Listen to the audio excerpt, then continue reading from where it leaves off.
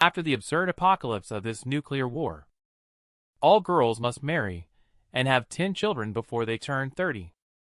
Otherwise, they will be expelled, and as the most popular female singer at the moment.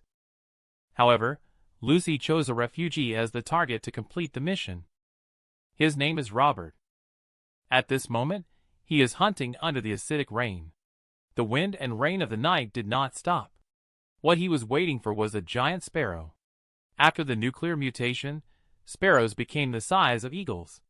After several rounds of battles between human and beast, Robert, who hasn't eaten for several days, he erupted with a strong will to survive.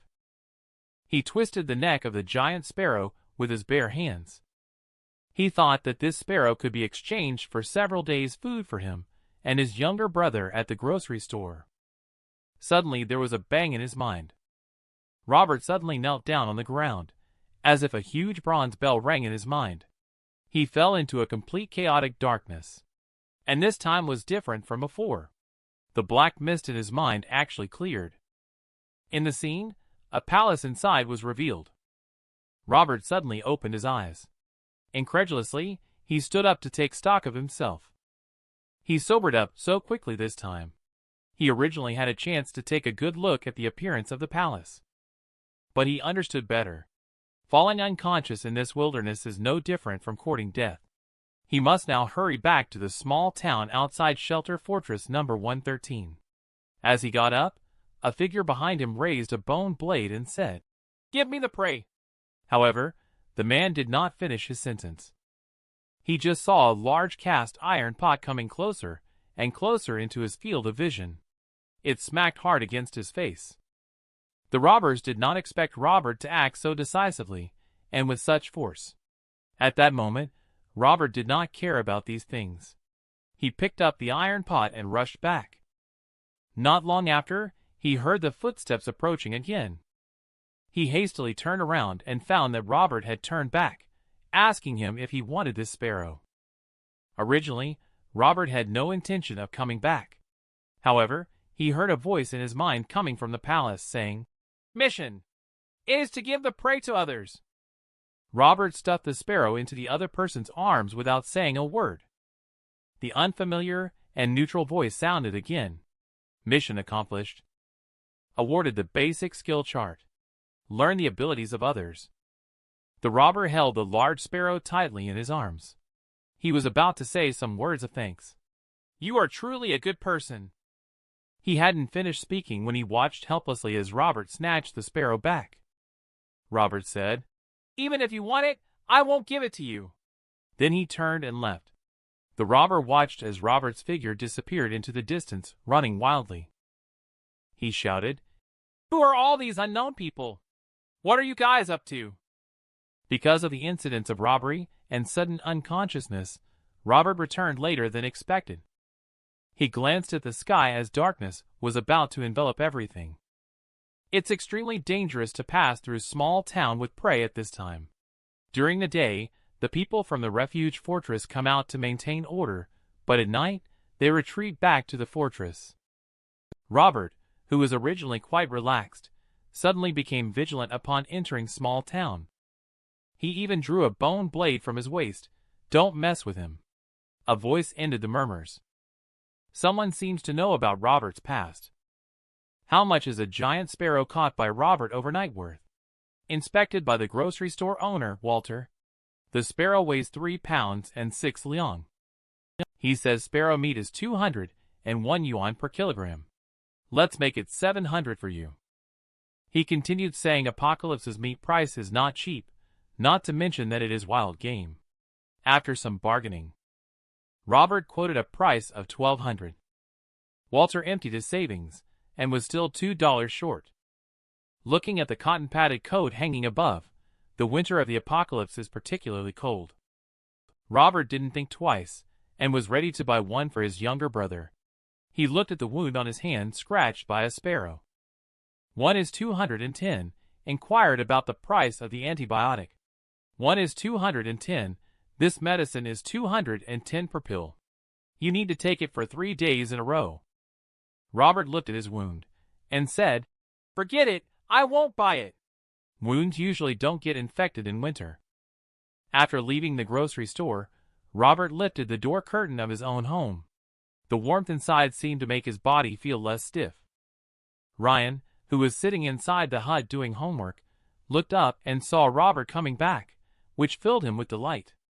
He asked, "When can I go hunting with you?" But how could Robert allow his dependent younger brother to take life-threatening risks with him? He said, "Knowledge is the most important thing. No matter what chaos happens in small town, the teacher is always the safest one. No one will have any ideas about harming the teacher." After saying that, he stood up to prepare to cook some sparrow innards for Ryan. At this time, Ryan also saw the injury on Robert's hand. The large iron pot rested on the stick. The fire in the hut cast flickering light on Robert's cheek. He said, "It's just a minor injury." The room fell silent. After a moment, Robert scooped out the sparrow innards from the pot and handed them to Ryan. He ate it. Suddenly, Ryan's eyes turned red. He said, "I won't eat you, eat. You need to recover from your injury. Just a few days ago, I saw someone in small town getting into trouble because of a small wound. He ended up getting infected and died." Ryan stubbornly said, tears almost streaming down his face. Robert suddenly slapped Ryan in the face without warning, saying, "Remember, in this world, you and I cannot afford to shed tears. This world doesn't believe in tears. Look around us, who do you see? If you don't eat enough and someone breaks in at night and kills us, what will we do?" Ryan took the sparrow entrails handed to him by Robert and gobbled them up greedily. Tears never fell in the end. He has to learn to be as strong as Robert and not see Ryan as a pushover. Robert patted Ryan's head. He said, "Hurry up and eat. After you're full, try on the new cotton-padded jacket I bought for you." The two of them rested after finishing their meal. Robert closed his eyes and began to enter the spiritual realm inside the palace. Robert walked up to the round table where a piece of paper with writing on it lay. Basic skill chart. Can learn abilities from others. The palace was empty.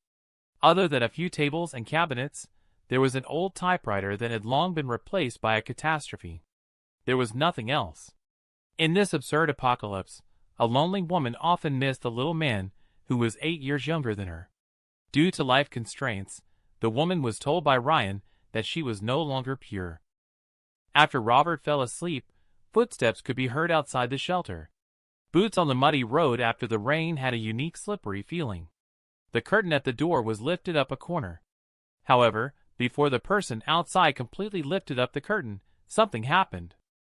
Ryan's bone blade was already against the opponent's neck. That is a pretty face. Outside the door is a beautiful woman. This woman is called Luna.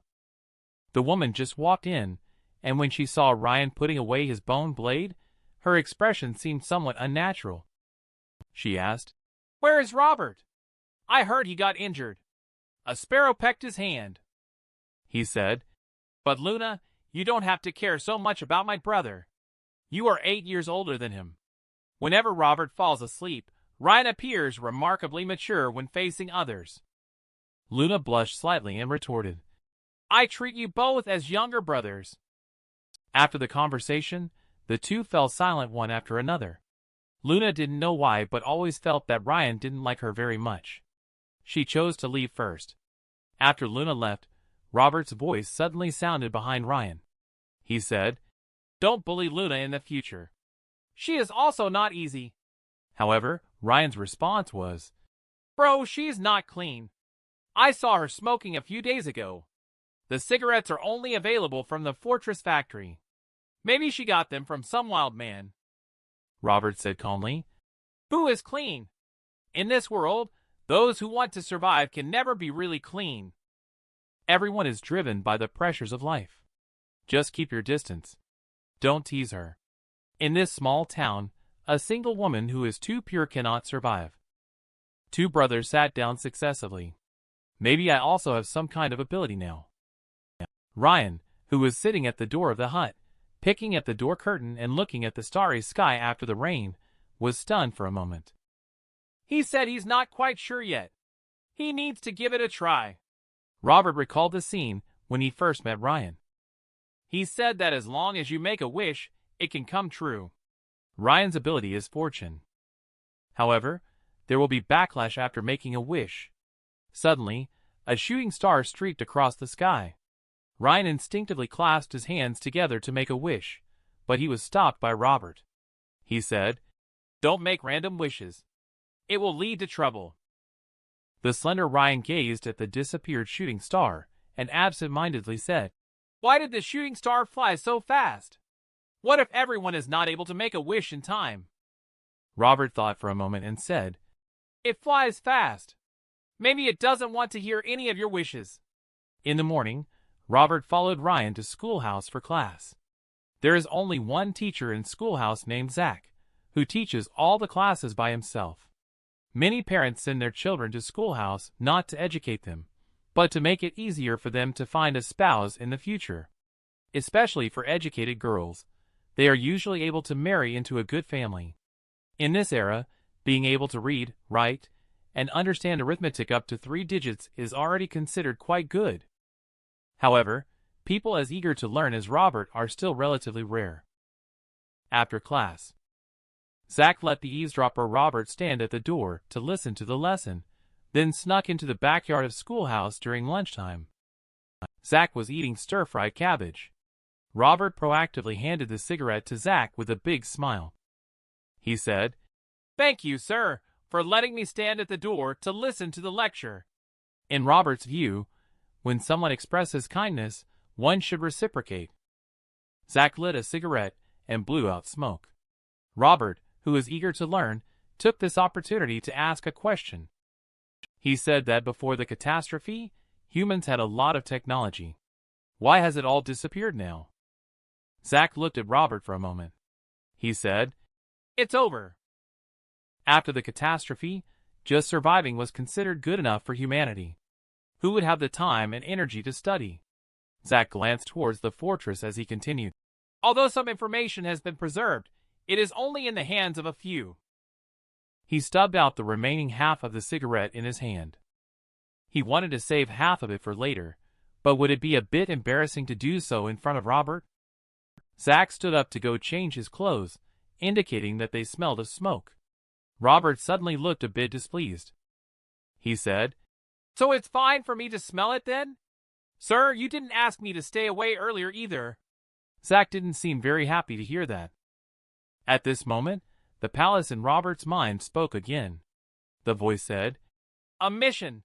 The thirst for knowledge has never been a bad thing. But what is learned must be taught to others." During the afternoon class, the students all felt very fresh. When a Robert several years older than them stood outside the door, many students turned to look at him. It took Zach several knocks on the blackboard to stop the students' curiosity. "This afternoon, we will have a survival class. What would you do if you encountered a pack of wolves in the wild?" Zach pointed to Robert and said, "What would you do if you encountered a pack of wolves in the wild?" Robert thought for a moment and said that one should try to choose a hillside if encountering a pack of wolves in the wild.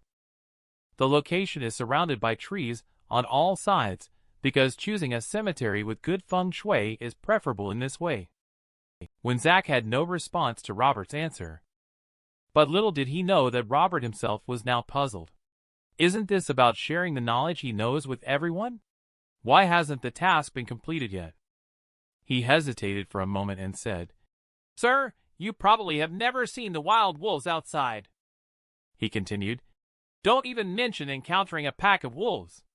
Even if you encounter a lone wolf, it's the same. Let's just go directly to the cemetery." Originally, Robert thought that Zach would argue back. But unexpectedly, he ended up becoming the substitute teacher himself. Task completed. Reward, 1.0 strength. Now Robert is really sure. The palace in his mind is indeed a unique ability. When Ryan excitedly said on the way home after school, "Brother, you are now a substitute teacher. Maybe in the future, you can take over Teacher Zach as our teacher in small town." On the way home, the two brothers saw a group of mercenaries looking for a guide to Mountain J. and a unique woman in the crowd caught Robert's attention. How terrifying this woman is. At only 17 years old, she possesses a perfect level of firearm weapons skill. However, such a woman is actually part of a private mercenary team.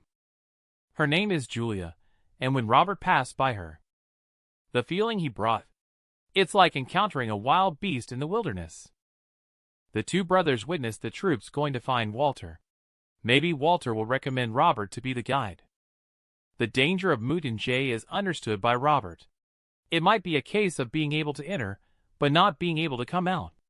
Suddenly, Robert heard footsteps outside. It is unusual for there to be so much movement on the streets of small town at night. But Robert quickly guessed who the other party was. And he guessed their purpose. They learned about Robert's information from the grocery store owner, Walter, although they had doubts about his mental problem. But they also asked some other people. It seems that everyone thinks Robert is the best choice as their guide. "Robert, come out quickly. We have important guests," Walter shouted with a smile. Suddenly, the door curtain of the hut was violently lifted. Robert joyfully shook Walter's hand and said, "Mr. Wang, congratulations. Father and son are safe." This action confused everyone. They pointed at Robert and looked at Walter.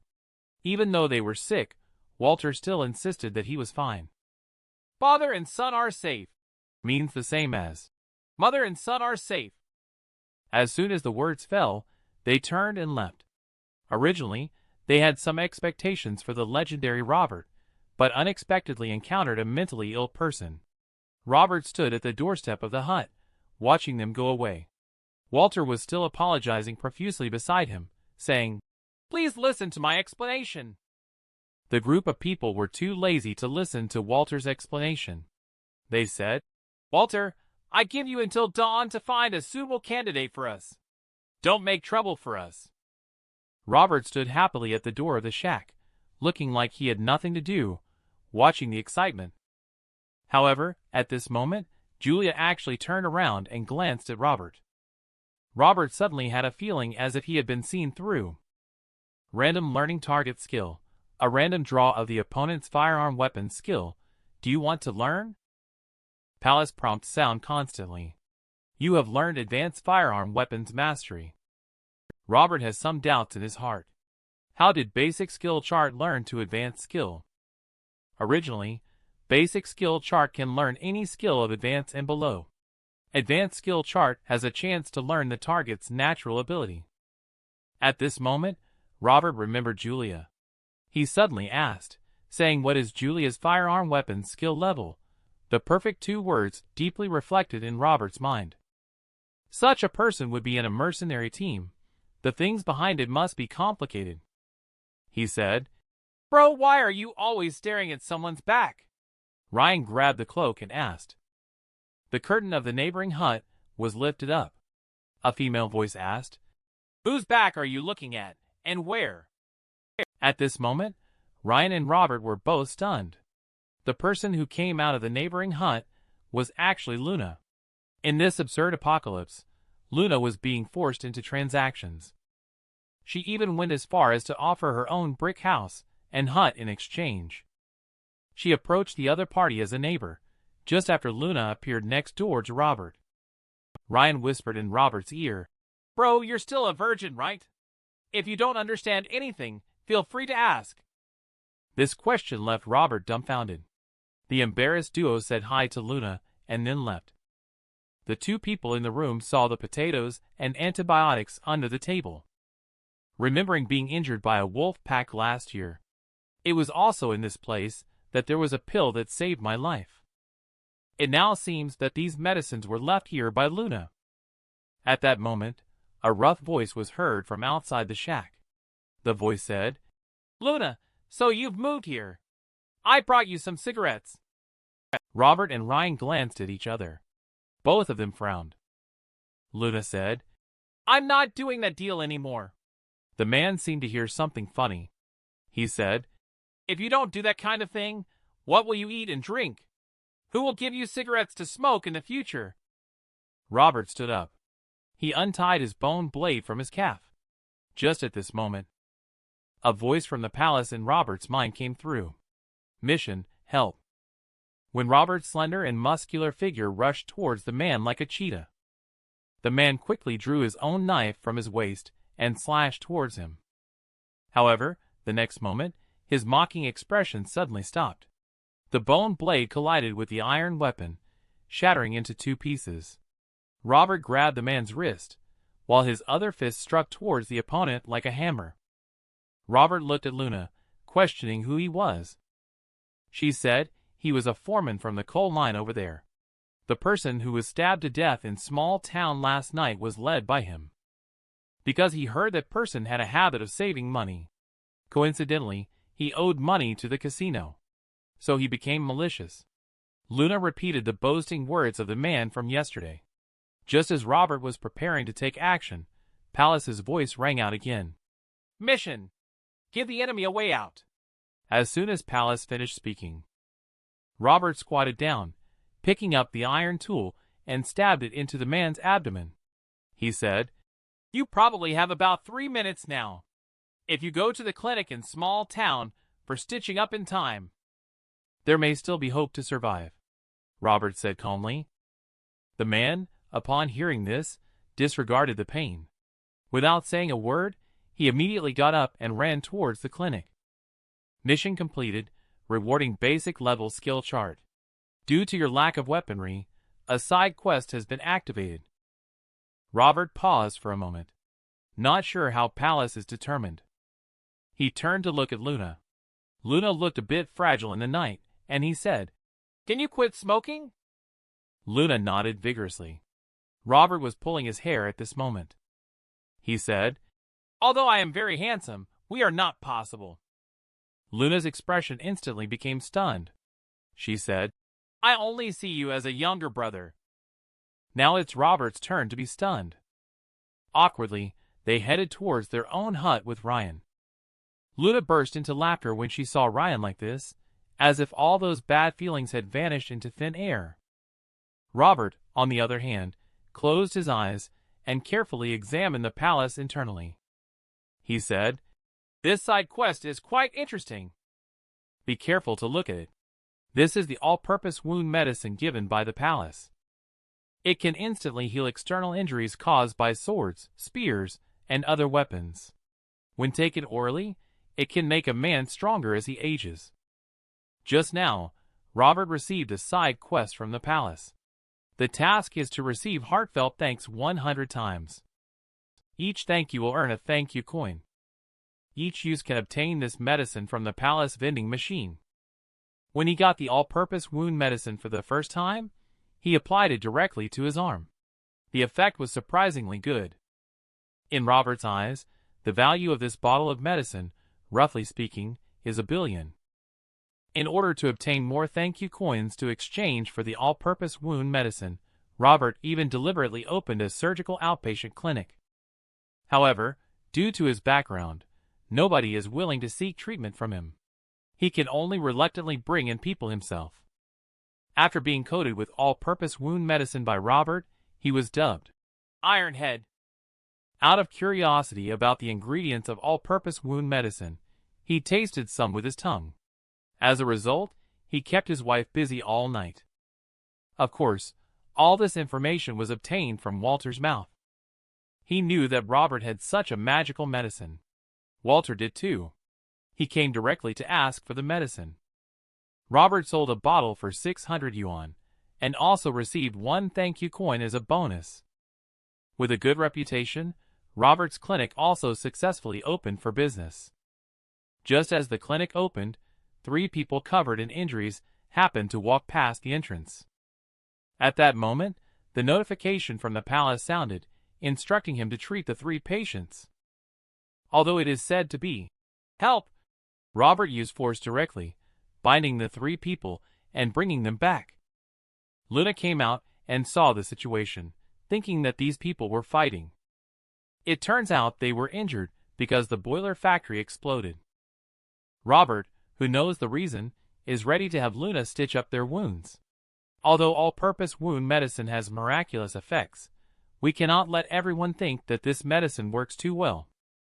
Luna gathered her courage and started stitching up a person's wound. Then, there was a sizzling sound, and a burnt smell rose from the person's skin. The man trembled and asked, "I understand using fire to sterilize the needle, but can you please wait for it to cool down before stitching?" After a series of ups and downs, the task was completed successfully, rewarding 1.0 strength and 1.0 agility. In the late night, news of a wolf pack entering small town spread among everyone's ears. The defenders inside the fortress also sprang into action to rescue the remaining people at the boiler factory. Seeing such a scene, Robert and Ryan instructed each other and also set out. At this moment, Robert was thinking that the master of the boiler factory was armed with a gun, but still was attacked by the wolf pack. Perhaps the wolves were too fast. They didn't have time to get the gun. Robert's purpose of this trip is to obtain firearms. This boy possesses a skill that many people dream of. As long as he makes a wish, dreams can come true. Robert walks in the dark. Robert, who has gained the advanced firearm weapons skill, deeply understands how important firearm weapons are in the present era. Suddenly, a gunshot rings out in the dark night. Robert suddenly turns his head towards the source of the sound. It is clearly a confrontation between a mercenary and a pack of wolves. Robert listens to the gunshots, and for some reason, he always feels that the clear sound is somewhat pleasant. As a result, his adrenaline starts to be secreted. The whole person becomes excited. He didn't go close to sneak a look at the battlefield. He only knew that now the wolves and the mercenaries were in battle. So the factory over there is safe. Robert deliberately observed their wounds for a moment. It seems that they were all bitten directly on the neck by the wolves. He thought for a moment. He didn't enter directly through the main gate but climbed up the pipeline outside the factory. When Robert climbed to the top floor, he felt a chill in his heart. It seemed that there were no living people in the factory. The wolves had swept through the entire factory, and no one was spared. Robert smashed open the glass on the top floor and jumped in. He looked around. The corridor was full of bloodstains and corpses. This huge factory seemed to have turned into a hell. However, Robert suddenly noticed something unusual. All the corpses seemed to be running in one direction, as if something was guiding them. He followed this route all the way down to the underground floor. This was an emergency shelter. The further he went, the more corpses there were. Robert came to an iron gate. After thinking for a while, he raised his hand and knocked on the door 3 times. With a creak, the iron gate suddenly opened, revealing a middle-aged man inside.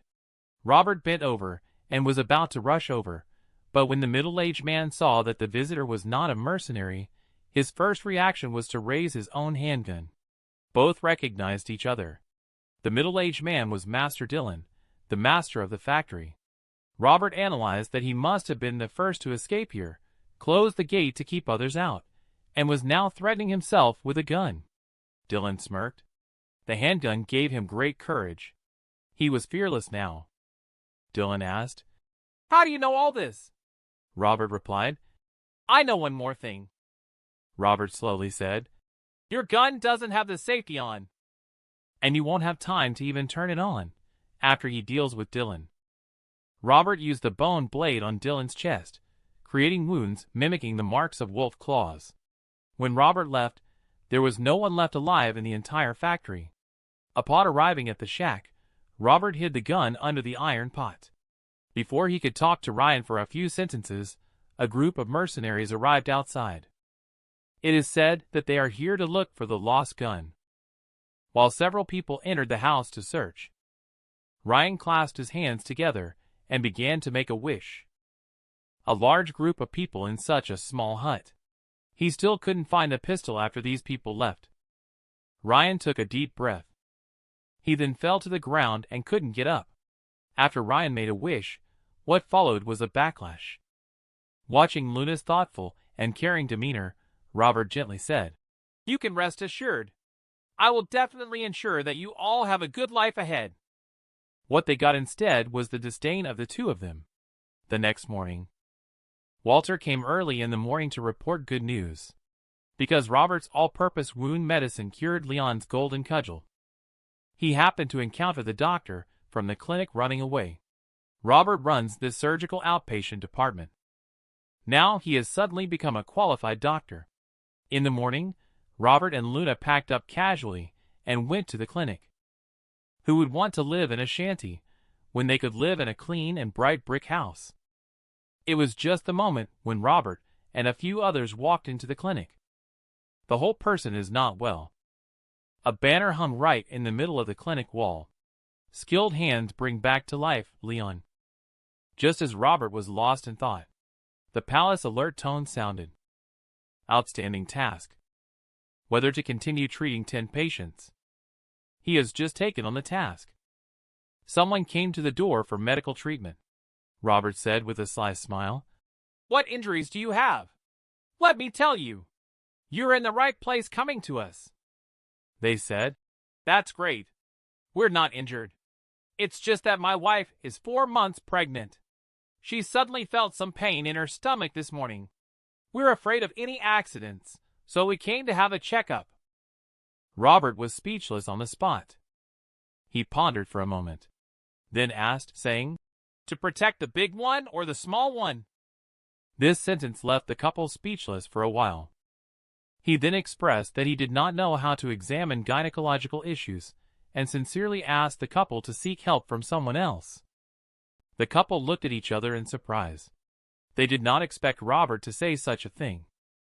They found Robert much more reliable than the previous doctor.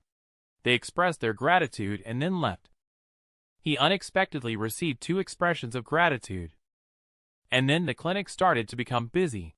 The reputation is getting better and better. Robert also successfully completed the task.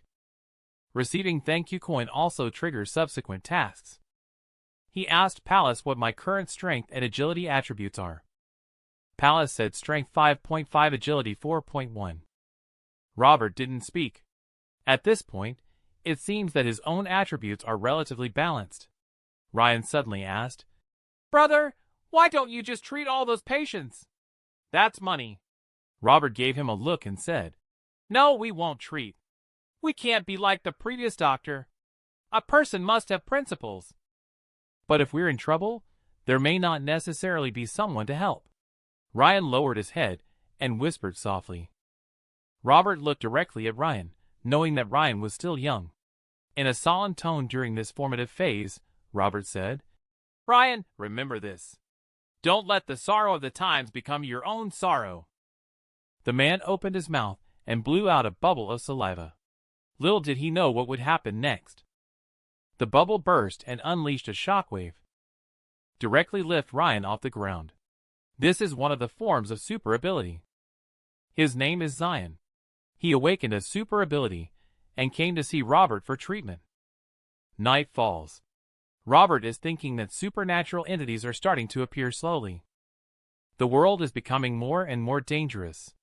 He hopes to unlock weapons sooner. There was a sudden abnormal noise outside the courtyard. Robert quickly got up and walked towards the outside, only to hear someone suddenly jump up from the wall outside. The person's hands gripped the wall, and then with a strong effort, the whole person jumped into the yard. Those people just looked up and happened to see Robert looking at them curiously. The next moment, he saw Robert suddenly bend his waist and kick his leg. The uninvited guest fell to the ground in pain, clutching his groin and groaning. The other 2 people were also swiftly dealt with by Robert. Just as he was about to interrogate the other party, a knock sounded on the door. A familiar voice said, Hurry, open the door. Robert remembered the voice. It was the one who led the mercenaries to search the entire small town before.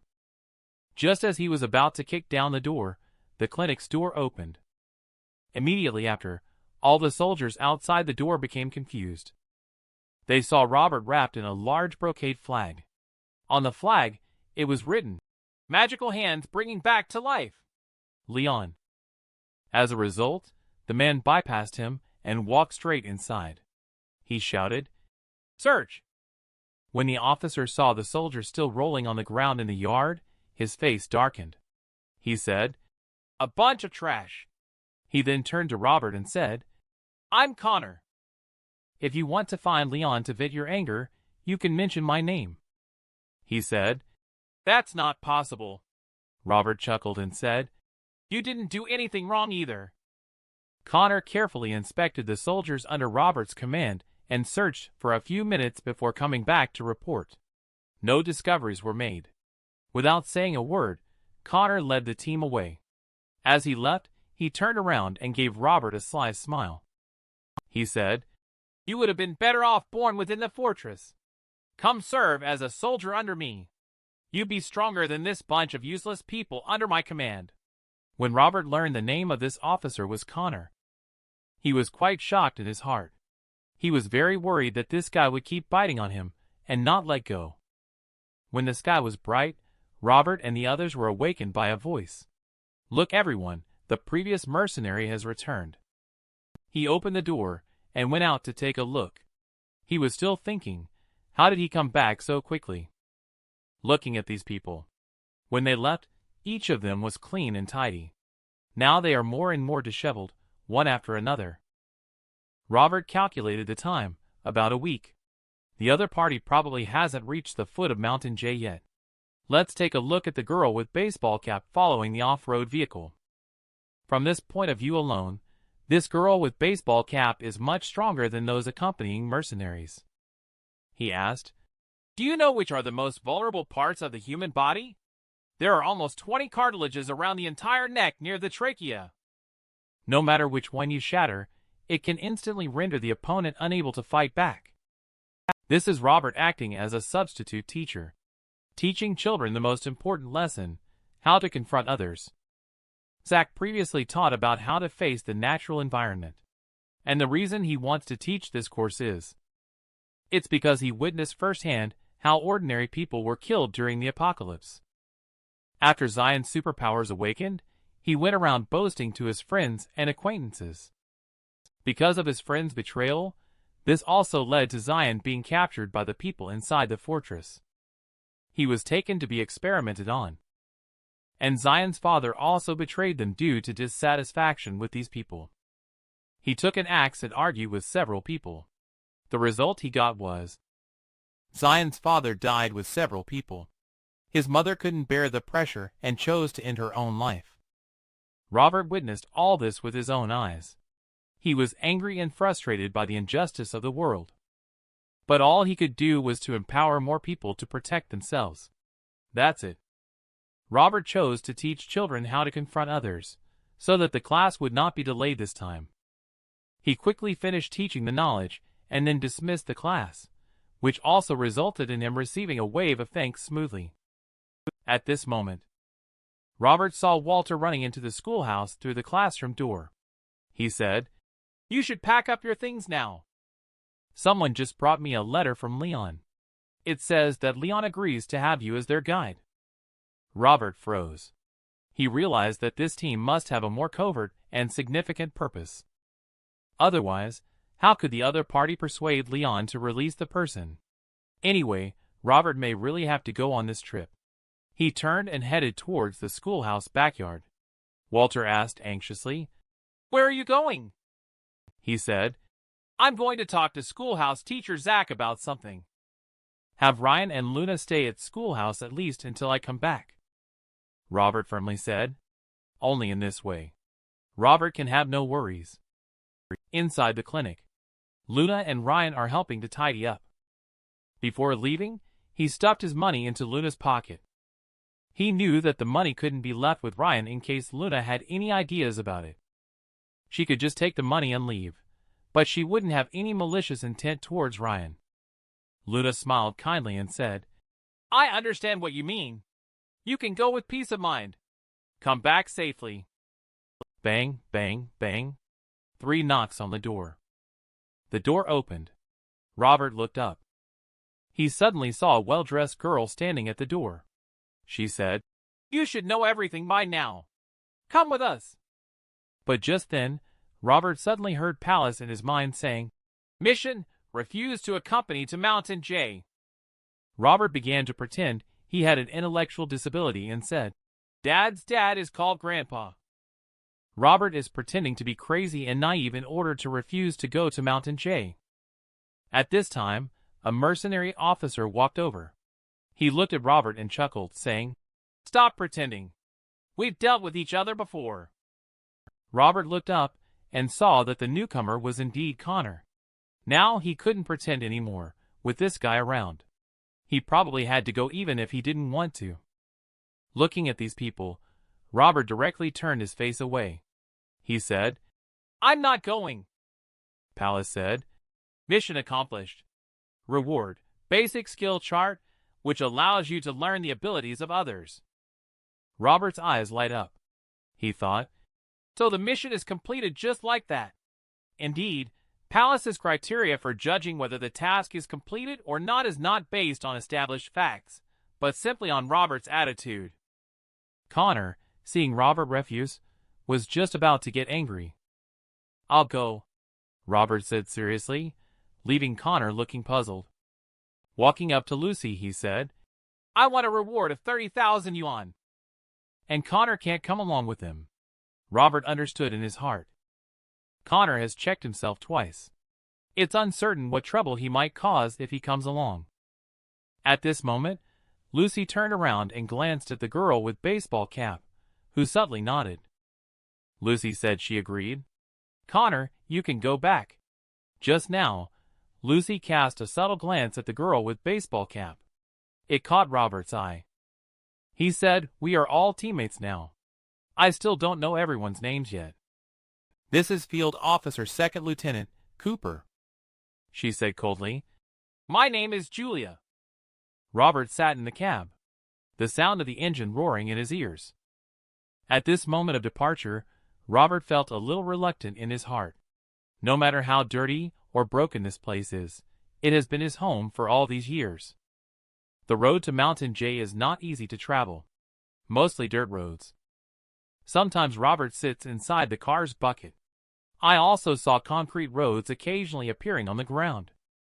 But those roads have long been shattered for unknown reasons, becoming dilapidated. He looked at the vegetation on the roadside, which had grown a lot. Even Teacher Zach's cabbage at home was much taller than before. Robert thought, maybe in the future, even one potato could feed a family of 3. Thinking about food, Robert patted his stomach. Out of curiosity, he lifted the tarp and took a peek. He saw biscuits and bottled water. Night fell. The convoy stopped and began to set up camp. Everyone got off the cars to get food. They went to the back of the pickup truck. The result shocked them. They asked Robert, "What are you doing?" Robert looked at the newcomers and he said, "Don't be so shocked. I didn't do anything." He burped, saying, "I couldn't hold it in after eating so much." Robert stood up to stretch his body and casually brushed off the cookie crumbs on himself. Several people pulled Robert off the car, under the disapproving looks of the crowd. Robert replied contemptuously, "Take a bite of your cookie. Why do you want to hit me?" Faced with others questioning, Lucy replied coldly, "You can address them directly. But do not influence our itinerary. You can handle him however you like when we return from wall number 112. Robert was seen walking into the forest. The others were a little anxious. If Robert leaves, they will waste time again today. Without a guide, they won't be able to navigate through the woods to find the way to Mountain J. Robert turned around with a big smile on his face and said, "I'm just going to find some food. Why are you panicking?" The staff awkwardly explained, "The last guy died around here last time." Robert walked in the forest, his mind constantly pondering how the last guy died. At this moment, Robert saw some wood chips on a tree. These were traces left behind by termites after eating. He looked towards the tree roots and indeed found an unusually swollen mound of soil enclosing the tree roots. Robert excitedly pried open the soil mound with a few swift movements.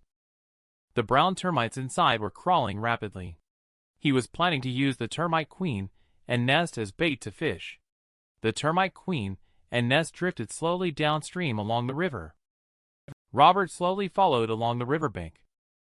All of a sudden, a shadow swam out from under the ant hill. At the same time, ripples appeared on the water's surface. A big fish opened its mouth as if to swallow the ant hill, and the Ant Queen in one gulp. But it had barely opened its mouth when Robert's branch was already there, lightning fast retracting the branch. The big black fish struggled on the branch to no avail. Robert cautiously moved away from the riverbank little by little. It seemed that the blood of the black fish had attracted something sinister. Underneath the river, it was actually gradually gathering. Countless shadows were moving and gathering densely. Back to the camp. The smell of Robert's grilled fish was very appealing. When these people smelled the aroma of grilled fish, they wrinkled their noses.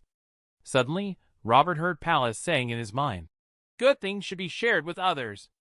Robert was stunned for a while. He picked up a branch with fish skewered on it and walked towards them. They asked, "What's going on? Are you inviting us to eat fish?" "Well, that's not a bad idea," he replied. "What are you thinking? I just want you to have a look and share my joy." This is what Pallas said. Mission accomplished. Reward, 1.0 agility. Robert looked at the fish, which was about half a meter long. It was definitely too much for one person to finish. He said, "Half a fish in exchange for 3 bottles of water." Robert sat alone by his own rising fire. Julia walked over and sat across from him. She calmly said, "Fish." Robert found it strange that the other person's calm tone was a bit unsettling. However, he surprisingly couldn't find a reason to refuse the other person. He said, "Just take a few bites, only a few bites." Robert insisted. Julia unexpectedly opened her mouth wide and almost ate a quarter of the remaining fish in just one bite. Robert was shocked at that moment. He said, "You are a girl. Can't you be a bit more reserved?" In this absurd apocalypse, the mutations of the races have become exceptionally terrifying. Sparrows are the size of eagles. The wolf pack is bloodthirsty and ruthless. The elk grows exceptionally strong through mutation. Even the bee venom of a bee can cause instant death to humans. Just as Cooper's team was short of one person, he looked at the parcel bags in the car bucket. At that moment, in Robert's mind, the food on the car was the most important. The frequent volcanic activities in Mountain J are full of crises. What exactly is attracting them to risk their lives to go there? A huge mountain wind passes through the canyon, making a whistling and roaring sound. The magic and grandeur of nature are truly displayed in this moment. Someone shouted, "Everyone, come and look! There are words here!" Everyone walked over to take a look. To everyone's surprise, there were 4 large characters carved on the rock wall. "No living person should enter." Cooper looked at Robert and asked, "Who carved this?" Robert shook his head and said, "When I came here last year, these 4 characters were not here." Someone asked, "Why did you come here?" The mercenary exclaimed sharply, "Even for hunting, one should not come to such a place. What kind of person are you? You must be hiding your identity." Robert lowered his head and spoke in a somber tone. "Yes, there's something I haven't told you all. I am actually a descendant of a dragon." This sudden reversal made everyone think he was an idiot.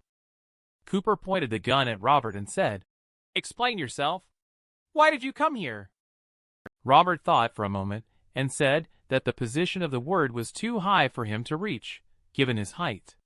Regarding this, Robert was telling the truth. Those 4 characters were indeed not carved by him. Last year, he encountered a wolf pack here. When he entered the Old Wind Gorge, the wolf pack stopped chasing him. Everyone was stunned. Someone asked, "Even the wolves don't chase you beyond this point? Is there really something terrifying behind this gorge?" Just then, everyone suddenly heard the sound of chewing coming from the pickup truck over there. Everyone's hair stood on end. Everyone looked over in horror. Wasn't there only supplies in the bed of the pickup truck? Where was the sound coming from in the bed of the pickup truck? Cooper and the others slowly approached. Cooper and the others suddenly startled and shot without thinking when a shadow jumped out of the truck's bucket. It turned out the shadow was just an old mouse coming to steal food. It was a false alarm. Everyone was on edge, being overly sensitive and easily spooked by any slight movement. At this moment, Cooper called out to Robert and asked, "Where is the body of the salmon?" the parcel bag inside the carriage had long disappeared. The relaxed atmosphere among the group instantly tensed up again. The mysterious disappearance of the body became an unsolved mystery. It is the king of the wilderness in the wasteland world. The silver alpha wolf shines brightly in the moonlight, its silver fur swaying in the wind, resembling a delicate piece of art. However, Robert had no appreciation for it at all. Right now, he just wanted to run. He shouted, "Quick, go into the canyon!" Robert rushed to the side of the pickup truck and grabbed the somewhat intact large rat. He ran into the canyon. He had dealt with wolf packs the most, so he was well aware. If they didn't run, they would be facing a terrible opponent, the arrival of the wolf pack. The mercenaries scattered everywhere. At this moment, Robert realized he was the most alert one in the whole team. Julia and Cooper didn't get on the car at first. They knew from the start that getting on the car wouldn't help them escape, and they had to find another way out. At this moment, a car passed by Robert and stopped. Julia was seen holding a gun to the driver's head. Then she turned to Robert and said, "Get in the car." Robert was stunned for a moment. He didn't expect Julia to use a gun to threaten the driver to stop the car. But in this remote place, can the car outrun the wolves? At this moment, Julia seemed to see that Robert was not moving. She took out another handgun and pointed it at Robert, asking him why he was stunned. After entering the canyon, dozens of enormous wild wolves were quietly watching from the entrance of the canyon. Their fur was stained with fresh blood. They really dared not enter the canyon. Someone shouted, "We are saved!" Everyone present had a feeling of surviving a disaster. At this moment, the mercenary looked at Robert and asked, "Why are you carrying a mouse?" "To eat," Robert replied casually. Other people felt a bit nauseated by these words. He said, "They are eating my cookies. I eat them." Makes sense. Just then, Julia arrived by Robert's side, and she decisively plunged a dagger into the mouse's body. She said, "Consider the food as my treat. As an exchange, the knife is loaned to you." As soon as she finished speaking, a shadow struck in front of Robert. He took advantage of the situation to grab the knife and strike. Julia's reaction speed was also exceptionally astonishing. At the first opportunity, she grabbed a gun and took her position. As she looked up, the sound of countless scraping shells came from above the canyon. Numerous black bugs were crawling down the cliff. No one had seen these insects before. The patterns on the shells on their backs resembled human faces. Robert turned his head and shouted loudly, "Run!" In Robert's mind, a voice sounded in the palace saying, "Mission: rescue at least 10 people to escape the valley." Facing these dreadful human face insects, the team fell apart. Each fled on their own to save themselves. Robert saved the driver closest to him. He grabbed the driver and shook him, saying, "Wake up! I still need you to drive." Robert jumped into the back of the off-road vehicle, and Julia followed suit. He looked at the motionless driver and shouted at him, who had long been confused, "Drive! What are you waiting for?" The driver was completely numb and in a mechanical state. It was only when Robert shouted at him that he hurriedly started the engine and drove forward. The group finally breathed a sigh of relief. Chewing sounds came from the black insect herd, as blood and flesh were ground into mush by their sharp mouth parts. Robert remained silent. He thought, "So, this is the true wilderness. This is the most terrifying creature in the wilderness. They feed on humans, with human faces growing on the carapace of the human face insect because they have consumed humans. It's as if they have devoured the soul of a person." After Robert's team managed to escape from the human face insect, the original team of 20 people now only has 11 remaining. The casualties have been severe. This is also the horror of Mountain J. The fear has already planted the seeds of resentment in their hearts. Cooper deliberately concealed the purpose of entering the mountain, becoming the fuse for their self-destructive infighting, and Lucy is the one who ignited all of this. Robert is just watching the excitement. Julia suddenly said, "I'm hungry," next to him. Robert was stunned by her words. He said, "What does I'm hungry have to do with me? You are not my girlfriend." Julia reached out to grab the dagger back. This move made Robert completely subdued. Give the mouse snatched from the insect's mouth to Robert. Robert cuts up the mouse with a dagger. The only edible parts of the whole mouse are its two hind legs. The aroma of the meat wafts more than 10 meters in less than 10 seconds. Others were having a lively discussion. At this moment, when they smelled the meat, they all swallowed their saliva. Everyone turned to look at Robert silently, as they saw him throw the remaining rat meat into the forest with a flick of his hand. He said he would rather be hungry tomorrow and find food than keep the strong bloody smell around, because it was too dangerous.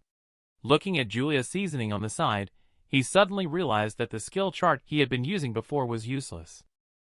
Besides mechanical skills, Julia must have other outstanding qualities as well. He asked if Pallas could list all of Julia's skills for him. No permission to display, Pallas replied stiffly. It feels like Pallas has improved its IQ. Robert can only inquire in a different way. He asked, "What is her combat skill level?" Pallas said advance, compared to its own mid-level ranking. Robert knows that his combat skills are just the experience gained over the years of fighting with others, rather than a carefully organized theoretical framework. After using the skill chart, Robert said to Pallas in his mind, and then waited eagerly. Pallas said to begin randomly selecting the opponent's advanced skill, and the selected skill is jump rope. Do you want to learn it? I didn't expect a handsome and perfect level firearm weapons master to also have such a useless skill like jump rope. Julia seemed to feel Robert's gaze. She calmly turned to look at him and asked when the meat would be ready. Robert said, "Eating in the wilderness requires food to be grilled for a bit longer. The same goes for water. It must boil for over 10 minutes before drinking." Looking at Robert and Julia with food made other people feel like their stomachs had been vacuumed empty. Cooper asked if no one brought any food. Everyone shook their heads. Robert saw this and laughed. He had seen someone hiding food earlier. It seemed that everyone present understood. How could life-saving things be shared with others? At this moment, Pallas set another task to help the team find food. Robert slowly got up. Then he pointed to a person who had hidden food. Unexpectedly, the task was completed just like that. And the person refused to hand over the food. He also had a dispute with the others. A shadow separated from the man. The shadow can block bullets and act as a stand-in. The black shadow is like a replica body. This is Cooper's super ability because of the disagreement over food distribution. He has to use his power to prevent things from escalating further. Cooper, who has revealed his abilities, has no way out at this moment. He can't go back to the fortress. It's unlikely to end well if he goes back. Now, he can only explore deeper into Mountain J. No one is talking at the camp. It seems like everyone is waiting for someone else to make the first move. Everyone knows that without the protection of the supernatural entity, they may not be able to safely return to the fortress even if they don't venture deep into Mountain J. Due to a previous dispute, one person was injured. Robert is willing to carry the stretcher because it is a shortcut to earning thank you coins. In just half an hour, Robert's thank you coins reached 82. The dense forest path is not easy to walk on. The density of the trees is absolutely something Robert has never seen before. At that moment, a voice sounded from behind. He said forcefully, "Why do you keep bumping into me?" Just then a man said, "What's wrong with bumping into you? I was even thinking about licking you." His tone was extremely obscene. Upon hearing this, Lucy kept backing away, just as the man was feeling pleased with himself. A handgun was pressed against his temple. Julia went over to help. She said, "The gun belongs to you now." Julia looked at Robert and observed his gun movements. Julia felt an overwhelming sense of familiarity. "It's noon." Cooper asked Robert, "Can you get some food for everyone?" Robert absent-mindedly replied, "I'm not a god. I can't just find food by saying so. If I said there's a wild boar stuck in a tree now, would there really be a wild boar stuck in a tree?" A thundering sound came from a few hundred meters ahead of him. It seemed as if something had really hit the tree. Everyone was stunned. Only Robert knew. This must be Ryan making a wish again. Cooper is on the side, using a machete to dismember the pork. The bloody scene fills the open space. Robert reminded, "Things that cannot be finished eating should never be diluted into thinking that they can be saved for tomorrow." Robert pointed to the ground, where swarms of black ants had already arrived. Cooper nodded. He said he understood, thanked him for the reminder. At this moment, a message popped up. "Cooper thanks +1. Robert was stunned. Cooper is quite sincere. Just as Robert was eating meat, Lucy unexpectedly sat down beside him. She said naively with a radiant face, "I feel like you can enjoy yourself in the wild. It looks very romantic." Robert shook his head and said, "This is survival. Not romantic at all." Lucy ignored Robert's rebuttal and suddenly said to Robert, "Do you know that you are very charming?" Robert frowned. He thought to himself that he must have run into trouble at Cooper's place and had come to find him. She is a star in the fortress. Lucy not only has delicate and beautiful looks, but also a very good figure. She most likes to wear short skirts, exposing her straight thighs in the air. At this moment, Lucy is getting closer to Robert and she says, "I like you." Robert's face changed dramatically. He said, "Watch your language." Even Julia, who was drinking water beside them, was choked. Lucy never expected that Robert would react this way. Robert sneered in his heart. He thought, "A woman like Lucy, begging him when he doesn't even want her, is simply a waste of food." At that moment, Cooper looked at Robert and asked how to find a water source here. At the same time, Pallas also issued a task. The task is to inform teammates how to find a water source. He said to find water sources in the wilderness. You can rely on rivers or collect dew from tree leaves. Robert is not hiding anything either. He continued saying that the juice from pine needles can temporarily quench thirst, talking about the instinct to survive. In this team, apart from Robert, which means Cooper and Julia, 2 people are the least pretentious. He glanced at Julia and made up his mind to say, "Use skill chart to randomly select the target mid-level skill. Make a bomb." Robert was stunned for a moment. He decisively learned this skill. But he couldn't quite figure it out. What kind of training has Julia received? Why are all her skills so violent? He just picked some pine needles over here. Acid rain in the sky also came down. Robert found a huge cave suitable for camping. Just arrived at the cave, the team is preparing to explore it. Just heard someone shouting, "Look! Someone has carved words here." Robert and Cooper walked inside. They were surprised to see several lines of crookedly carved words on the top of the cave. "We saw something strange in the woods." Shadows disappeared. They all disappeared. When everyone saw these 2 lines, the atmosphere in the cave suddenly dropped to freezing point. For everyone's safety, Cooper suggested taking turns to keep watch. Just didn't expect that in the late night, someone was planning to ambush Julia and Robert. After a gunshot rang out, the soldier across from Julia was incredulous. He looked at the hole in his abdomen. The other assailant was also subdued by Robert, completely unable to move. He tried to ask the assailant what they were after. Water? Guns? Lucy? Robert did not immediately break the assailant's neck, just because he wanted to see Cooper's reaction. It was only then that Pallas came to his mind and said, "Give the enemy a quick and painless death." This time, Robert was really stunned. Wasn't this the Pallas that advocated doing good and being kind? How suddenly he became so decisive and resolute in killing decisively. Pay attention. This dark red shadow is extremely cool. This is the super ability, Shadow, that Robert learned from Cooper through the advanced skill chart. While completing the mission as a stealth attacker, Robert also became a true supernatural entity. Comparing the shadow in front of him with Cooper's, it is deeper in color and more solid. To test the combat power of Shadow, Robert tried to control it to move around in the palace. Then he immediately realized that the strength of this shadow seems to be closely related to his own abilities. The strength and speed of this shadow are both twice that of Robert, and even its density is twice that of Robert. No wonder it can withstand bullets. Through Robert's exploration, he found that the duration of using this shadow is determined by spiritual power. As long as your spiritual power is abundant, you can continue to use it. The morning sunlight shines on Robert's face. He opened his eyes and immediately looked towards the place where he had discarded Salmon's body. He wanted to figure out how Salmon's body had disappeared earlier. What surprised him, however, was that the three bodies showed no changes at all.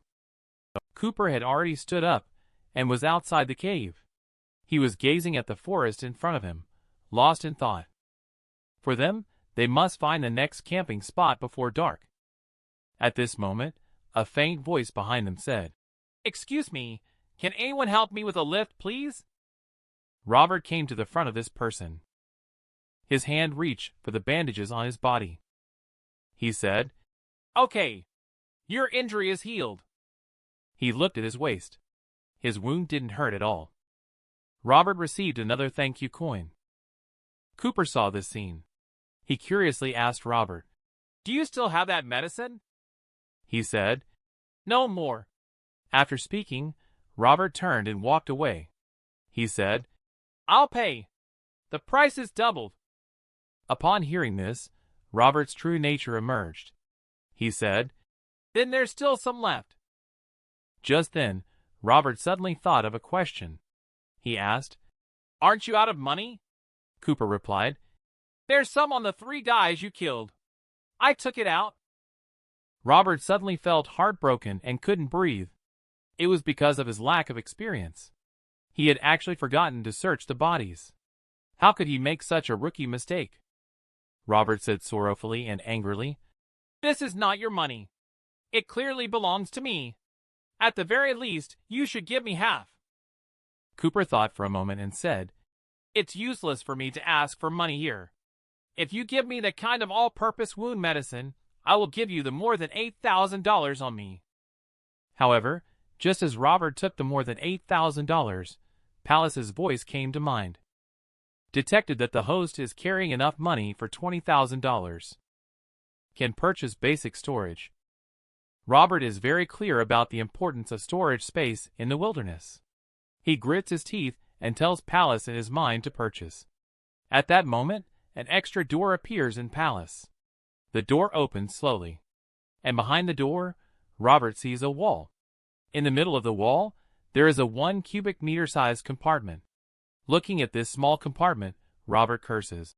"Palace cheated me into spending money, wasting my youth." In the absurd apocalypse, the size of wild beasts keeps increasing. But humans have evolved into supernatural entities because there is a gene in the human body that restricts muscle development. This is to adapt to the environment after the nuclear war. The brain requires more energy. This gene can prevent muscles and the brain from competing for resources. This is called the cost of wisdom. Robert and others are exploring the fundamentals of evolution. At this moment, everyone suddenly hears the sound of iron chains dragging on the ground in the woods. When the iron chain collides with the ground, it makes a crisp sound. The owner of the sound seems to be patrolling their territory in the woods. Robert and his companions shudder. How could there be creatures moving through the woods at night? The people in the cave desperately try to see what is approaching, but the other party remains hidden in the darkness and never shows themselves. There must be other terrifying creatures in the woods. Otherwise, it cannot explain the disappearance of Salmon's body without leaving a trace. Tonight is destined to be another uneasy night. When the first rays of sunlight come down from the sky in the morning, Robert heard a loud explosion coming from deep inside Mountain J. The sudden sound startled Robert. Cooper shook his head. He said, "It doesn't sound like a volcano. It sounds more like human explosives." Just now Robert was very certain. That sound was clearly the noise of a cone-shaped explosive demolition. In order to get ahead and uncover the secrets of Mountain J, Robert and his group quickened their pace. They had not walked much further. Cooper suddenly mentioned that there was a human body up ahead. Robert looked up and was startled to see a human body lying quietly at the bottom of the valley in the mountain hollow. Next to the human skeleton scattered broken clothes, flesh and blood, not decayed. He said that this is the body of someone who recently died. At this moment, Robert saw a small nameplate that was originally supposed to be hung around the neck of the body as identification. This way, everyone would know who the body was after it died in battle. But he picked up the name tag and froze. Salmon. How could this be? Salmon must know that Salmon's body was lost before they entered the canyon. They have walked nearly 100 kilometers in the past 2 days. How could Salmon's body have made its way here on its own? Looking at the marks of the wound at the edge of the abdomen, what wild beast could bite out such neat lacerations on the abdomen? Upon hearing Robert's words, even Julia and Cooper couldn't help but look over. It was just a quick glance. However, Cooper immediately frowned. This unknown _2 is a human bite mark. He asked why there would be human-like bite marks on the body. Robert asked if it's possible that last night someone was dragging an iron chain. At that moment, everyone understood. They were walking on a tightrope. A small slip could spell disaster. And on the other side, the gunfire of the ping-pong soldiers became increasingly intense. When you are facing thousands of troops, and you know it's impossible, what will you do? When closest to the heartland of mutated, Robert and Cooper, Julia have all made the decision to abandon their baggage. The remaining 3 people were immediately thrown into a panic. Just as they were feeling bewildered, they suddenly heard the sound of iron chains dragging on the ground. The 3 of them felt their scalps tingling with fear. Logan suddenly turned around and ran. He doesn't care now whether Corporation Q will silence him. Logan ran. The other 2 followed suit.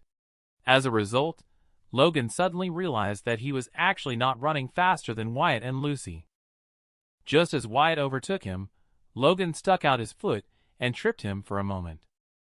With a loud thud, Wyatt fell heavily to the ground. Logan felt sorry at heart. He knew that for others to survive, there must be sacrifices made. Not long after, Wyatt's mournful cries seemed as though they would transform into vengeful spirits that would tear Logan to shreds. But these cries did not last long before suddenly ceasing. The sound of iron chains rang out again. The monster unexpectedly caught up once more. Logan despaired. He was about to pull Lucy back up again. But he found Lucy had already left him far behind. He asked, "Who is that person?" Logan and Ding Ching looked over and were surprised to see the other side, wearing a pure black combat suit. Logan shouted, "Monster! There's a monster behind me!" The corporation operative made several tactical gestures. Surprisingly, there were more than 20 operatives on the side. They slowly moved towards Logan's direction from behind the trees. It was a complete combat squad. The sound of the iron chains grew closer. Then, at the moment when the owner of the iron chains entered everyone's sight, the operatives suddenly shouted loudly through their wireless communication devices in their helmets. They discovered the escaping experiment object and requested support. Open fire. Gunshots. Roaring like thunder. The experiment object seems to not want to confront the powerful combat team head-on. Instead, it chose to avoid the limelight for now. On the other hand, Robert, who chose to act alone, arrived at the foot of a hill. Robert also saw a heavily guarded position in the distance, where some containers were piled up. Next to it, soldiers were injecting some already unconscious wild animals with drugs, then carrying them into the containers one by one. He wondered if these were the wild animals captured by Corporation Q. Perhaps these of all beasts would all be destined for research. Just at this moment, Robert suddenly saw a young man in a white suit. He was standing on the roof of a building, looking down at the city. Above the wilderness, the immaculate white suit was astonishing, like a clash between violence and civilization. Unforgettable. What kind of world allows a 13-year-old boy to shoot and kill someone? In the backyard of the small-town schoolhouse, Ryan was feeling particularly good at this moment because his condition had not worsened. That means Robert doesn't have many opportunities to use fortune. In other words, Robert has not encountered any real danger. A few days ago, he was running a high fever. Luna could have taken the money and left, but she did not. Instead, she, like a mother, used a towel to wipe Ryan's face and lowered his temperature. While Ryan was getting ready for bed, he heard the sound of someone jumping into the yard. And there was more than one person. Luna also heard the noise. However, Luna, who is usually gentle and timid, pulled out the bone blade from under the pillow at this time. She gritted her teeth and said, "Stay still, don't move." In the dimly lit room, Ryan could even see Luna trembling slightly. The next moment, 3 strong men burst open the door of their room. 2 people tried to hold down Luna on the ground while holding a bone blade. But the problem is that her strength as a woman is too far from that of an adult man. And another person directly stabbed Ryan on the bed with a bone blade. Ryan looked under the moonlight. In just a moment, he recognized that these 3 people were all homeless people with nothing to do in this small town. I didn't expect them to target the schoolhouse. At the same time, Ryan heard the door next door being opened. It seems like someone is going to harm Zach. These people are too audacious. They even dare to target the schoolhouse teacher. They want to kill to silence him. That way, no one will know who is committing the crime. The outcome is happening now. A gunshot rang out in the dark of night. The homeless person who charged towards Ryan looked on, in disbelief, at the dark barrel of the gun in front of him. Then he looked down at his heavily bleeding abdomen. What puzzled him was how Ryan ended up with a gun in his hand. Everyone in the room looked at Ryan in shock. Even Luna didn't expect such a turn of events. In an instant, 6 gunshots rang out. After killing a person, Ryan surprisingly showed no fear. He then continued to shoot and killed the 2 homeless people who were pouncing on Luna. Every time Ryan fired a shot, there seemed to be a darkness pulling him slowly into the abyss in his heart. In this world, to survive, one must kill. The 2 homeless people who had just broken into Zach's room next door heard the gunshots and ran outside. But at that moment, it was already too late. 2 more gunshots rang out. Ryan actually shot and killed 5 people within a minute. Zach stared at Ryan beside him, as if to reacquaint himself with this young man. Only by carefully observing Ryan's slightly trembling hands could one discover that he was also afraid. Luna also came out of the house. She grabbed Ryan by the sleeve. She said, "Don't be afraid, don't be afraid." When Ryan was grabbed by Luna, he suddenly felt relieved. The coldness on his body gradually dissipated as another warmth enveloped him. And because of Ryan's actions, Zach was also forced to reveal his own identity. Originally just a teacher in a small town, he didn't hesitate to reveal his identity to protect Ryan. A simple identification. It made Leon visit late at night. It turned out that he is the master of 178 Fortress. 10 years ago, there was said to be a war weariness. He came to the small town outside Robert's fortress to become a teacher. At the same time, Leon was gasping for breath as he sat in the back seat of the off-road vehicle. He was using a satellite phone. He said, "Hello, Zach is here." The person on the other end of the phone seemed to pause for a moment. He asked, "Have you confirmed it?" He said, "I'm still not quite sure. But if it's true, should I kill him?" Leon seems to be seeking the other person's opinion. He said, "Why did this old guy have to hide in my territory?" Connor, sitting next to Leon, said nothing. He didn't expect that just a phone call would determine the life and death of a fortress master. The young man in a white suit hung up the satellite phone and grinned as he looked at Logan and Lucy in front of him. "I am Luca from the Q family, also known as Leon's younger brother. It's nice to meet you 2 guests, Mr. Logan and Miss Lucy." With Logan's introduction, Luca analyzed and recorded the information of Robert and others in detail. He said to the people around him, "Manson, You go lead the team to find these 3 people. You must come back before midnight." The soldier named Manson actually took away 6 combat squads and sent 180 people to deal with 3 individuals. This is probably considered a very high-level treatment within Corporation Q. Logan and Lucy were taken away by Luca, but the next moment, they were all stunned. They both saw a multi-layer reinforced steel cage being picked up. Inside, there lay a gray figure. Logan looked at the person in the cage with suspicion and uncertainty. The gray figure's arms and legs were locked with iron chains. Those chains were originally used to confine this person somewhere, but he managed to break free from them. So the iron chain sound that Logan heard that night came from this person. At this moment, Logan remembered Salmon's broken body. The immense fear and disgust felt like a giant hand gripping Logan's stomach, squeezing out everything inside him. These things turned out to be products from before the catastrophe. Luca plans to use this experiment object for experimentation. She thought to herself, it must have been hundreds of years since the catastrophe. But why are they still alive? Luca thought that this is also the reason why he wanted to capture them. How did they manage to survive as multicellular organisms like humans?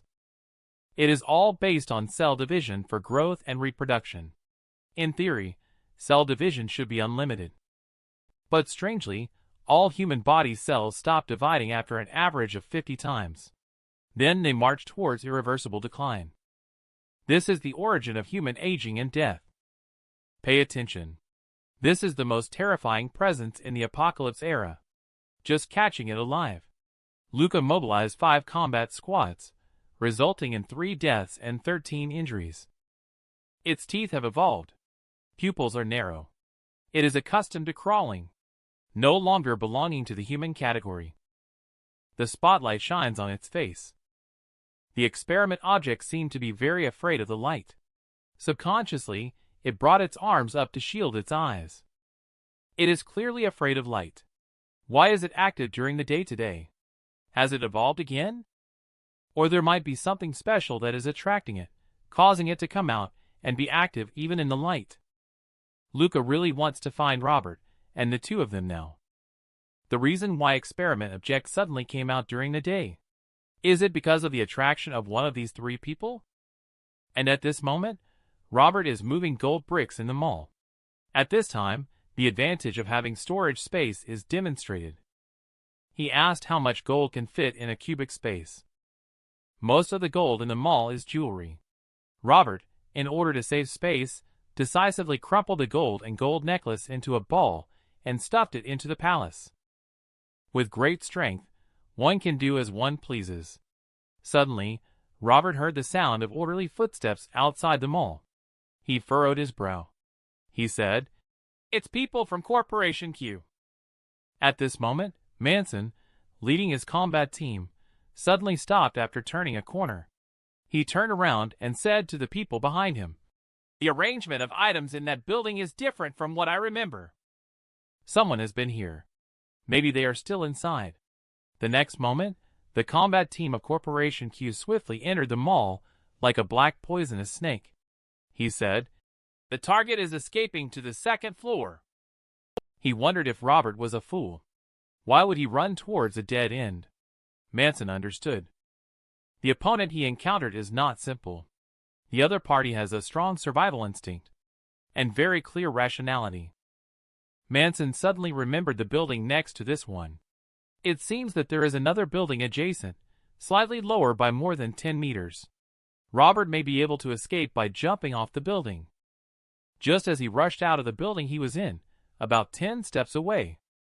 Looking up, he saw Robert flying past his head. The boy's speed in the air was astonishingly fast. The opponent stretched their body to the extreme. Manson took a deep breath. He said that the strength of the target, Robert, needed to be reevaluated. At the moment when Robert leaped between 2 buildings, he soared through the air.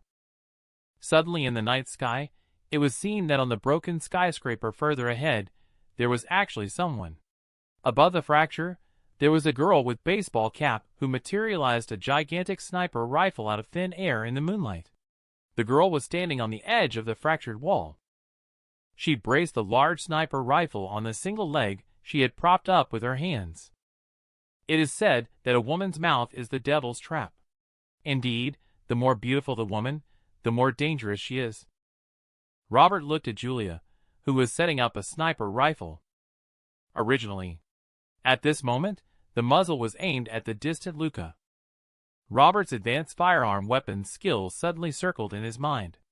The distance between Julia and the young man in the white suit was very far. Long-range sniping involves calculating wind speed, wind direction, humidity, temperature. Even the Coriolis effect must be taken into consideration. If there is no reference point, how should she perform the sniper attack? At this time, not far from Luca, Lucy lowered her head. Her long hair hung down in front of her and swayed with the breeze. When the wind stopped for a moment, Lucy's hair also stopped moving. Robert suddenly understood. It's right now.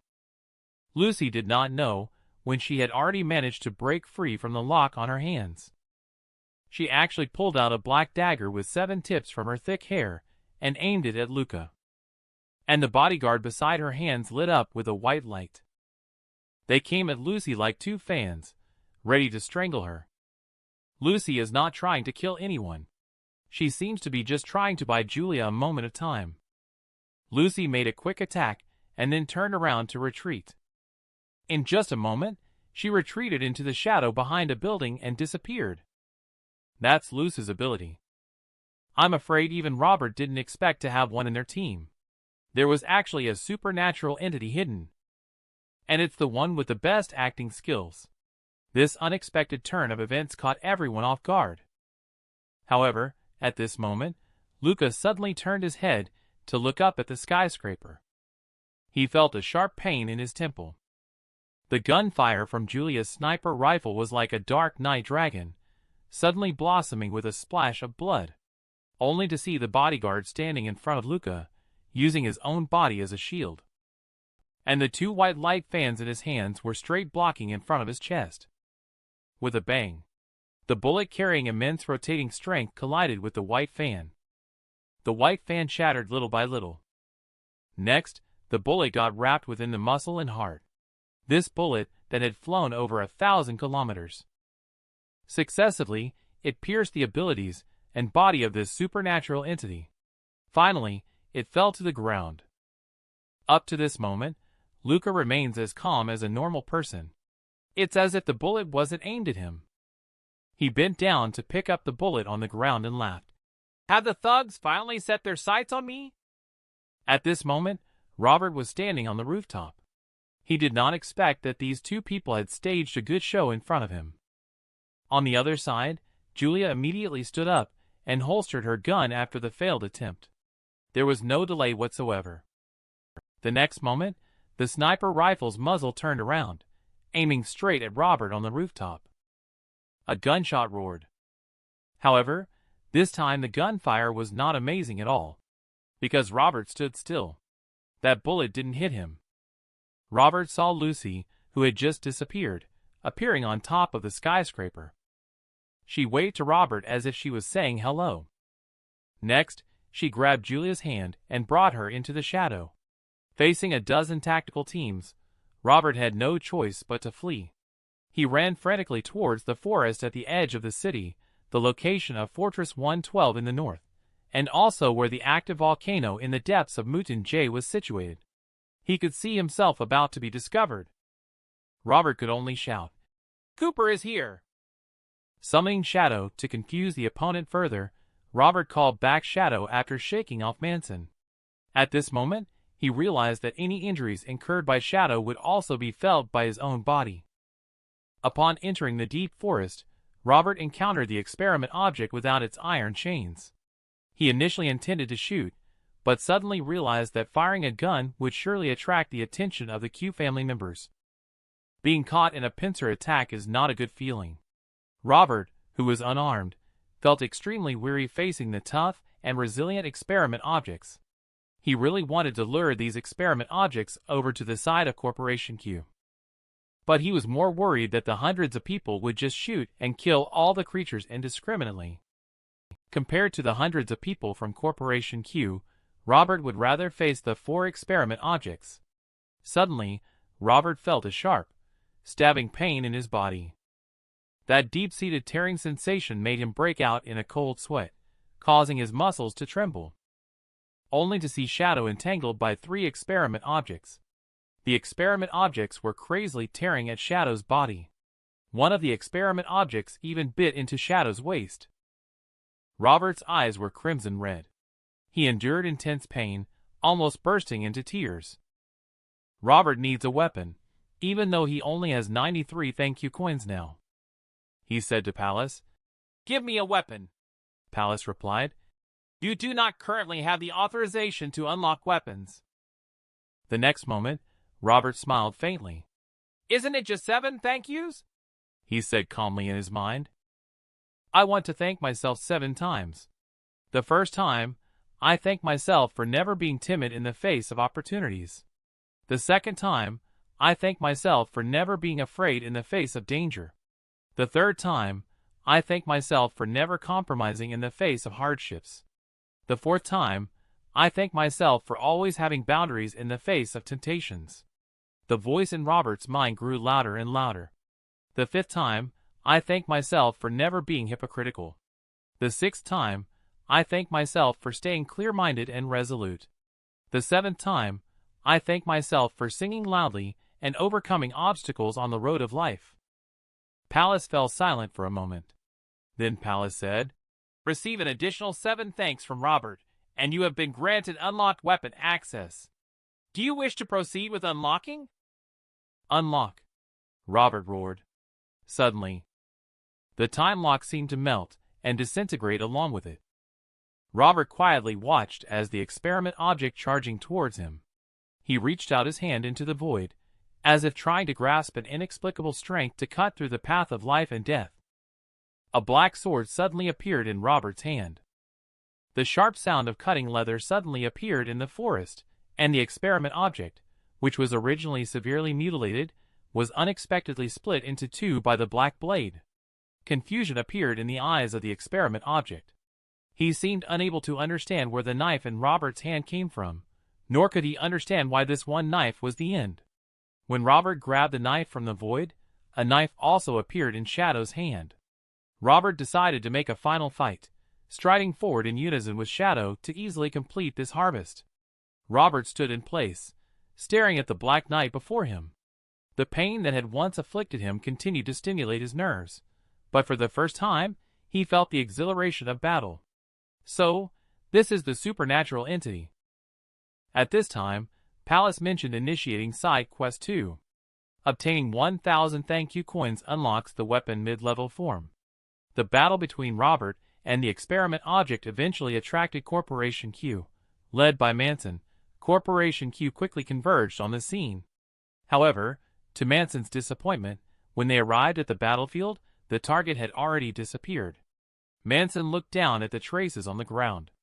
There was only one type of footprints and shoes, indicating that only one person was involved in the battle.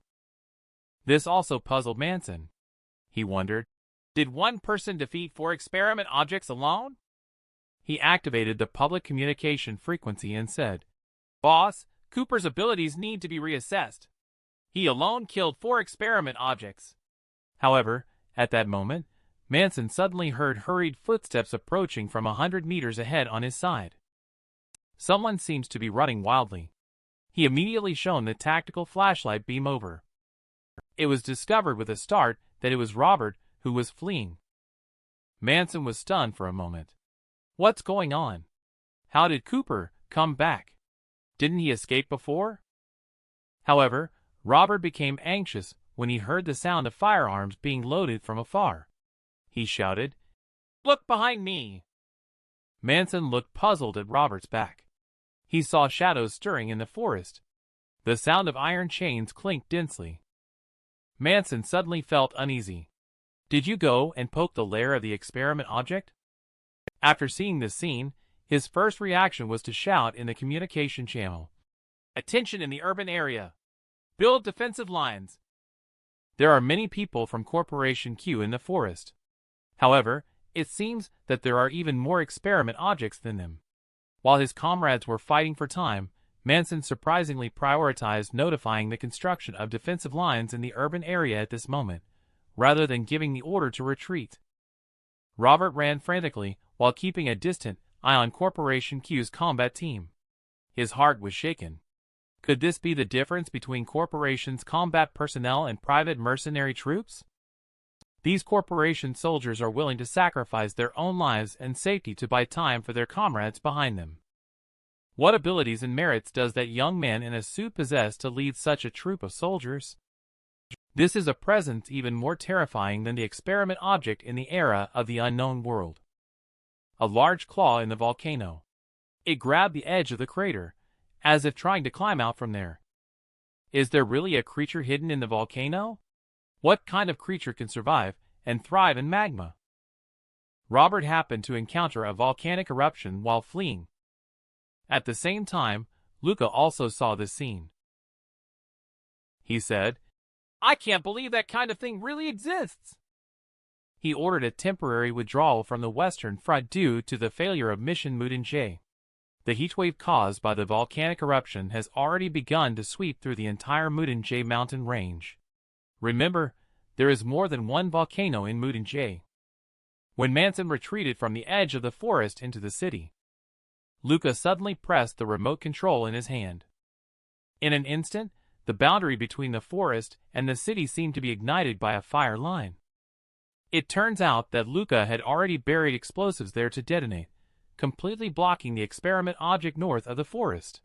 However, just at that moment, the combat personnel ahead shouted, "Oh no, we can't drive our vehicles anymore. Come over and take a look at the tires." Manson hesitated. Did the tire blow out? We have a jack, tire repair kit, and an air pump. It should be easy to fix. But the person with a grim face said, "It's not that the tire blew out, it's that our tires were slashed off." Luca, who was originally calm, felt his smile slowly stiffen on his face. This was the first time he had thought of killing someone. Robert headed south all the way back to Fortress 113. The most dangerous thing is not the experiment object. It is the human face insect and the wolf pack. He has been sharpening his skills on Shadow's back all the way. And Shadow seemed to be walking in the air. His legs were almost dragging out residual images.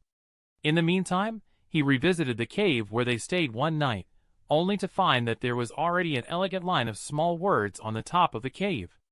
"It's right behind you." In Robert's memory, it seems that Julia fell behind when they set off that day.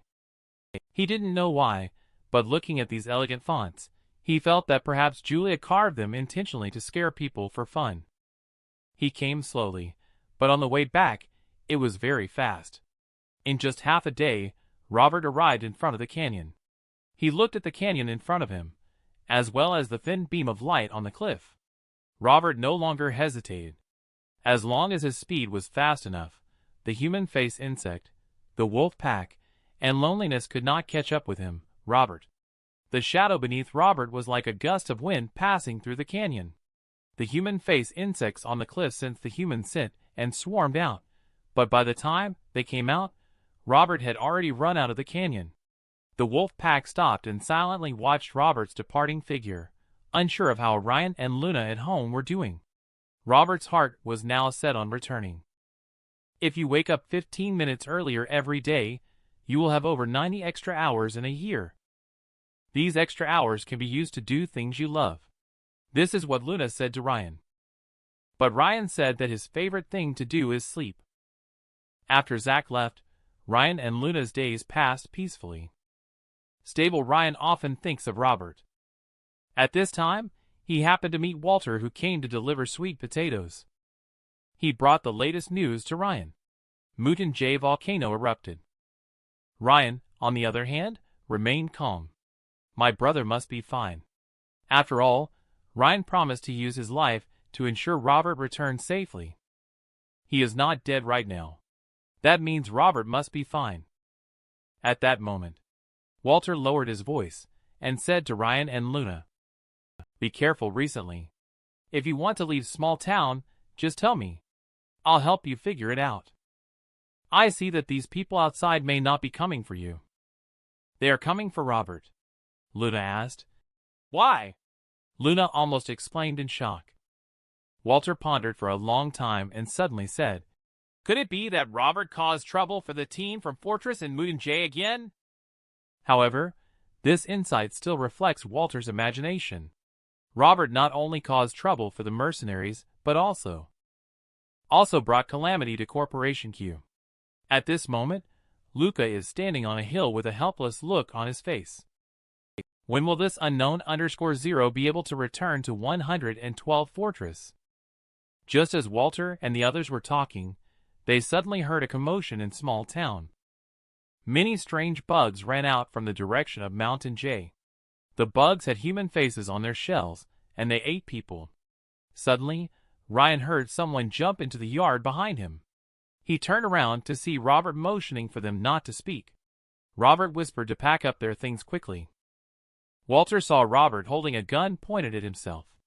Robert said, Walter, you stay here until we leave. Sorry about this. Walter gave a bitter smile. He said, Are you guys trying to leave? There are a lot of people watching this yard from outside. Perhaps you can come and go easily by yourself. But what about Ryan and Luna? Robert looks confident. These people are no match for him. Actually, with Teacher Zach here, the Q family probably won't do anything to you. At this moment, Robert just realized that Zach is not in the schoolhouse. He still doesn't know what happened in the schoolhouse before. However, there's no time to say more right now. Robert said, I'm not leaving because of Corporation Q. It's because all the monsters in Mountain J are about to come out.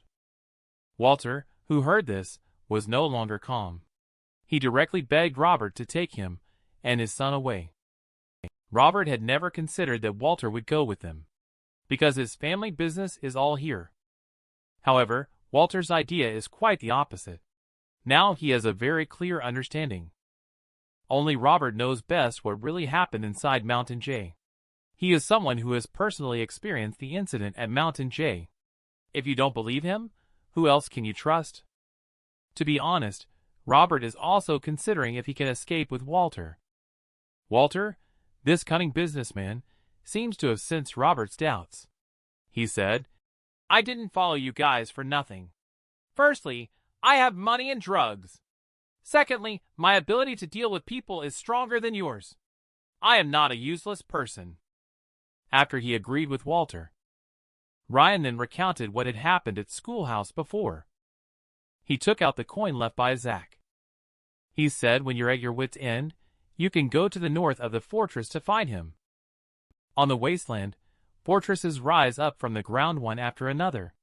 They symbolize the new order of humanity in the apocalypse and bear witness to the continuous collapse of the old order. However, such a sturdy fortress encountered a mishap on this day. Just then, a massive black line was rapidly spreading, originating from the direction of Mountain J.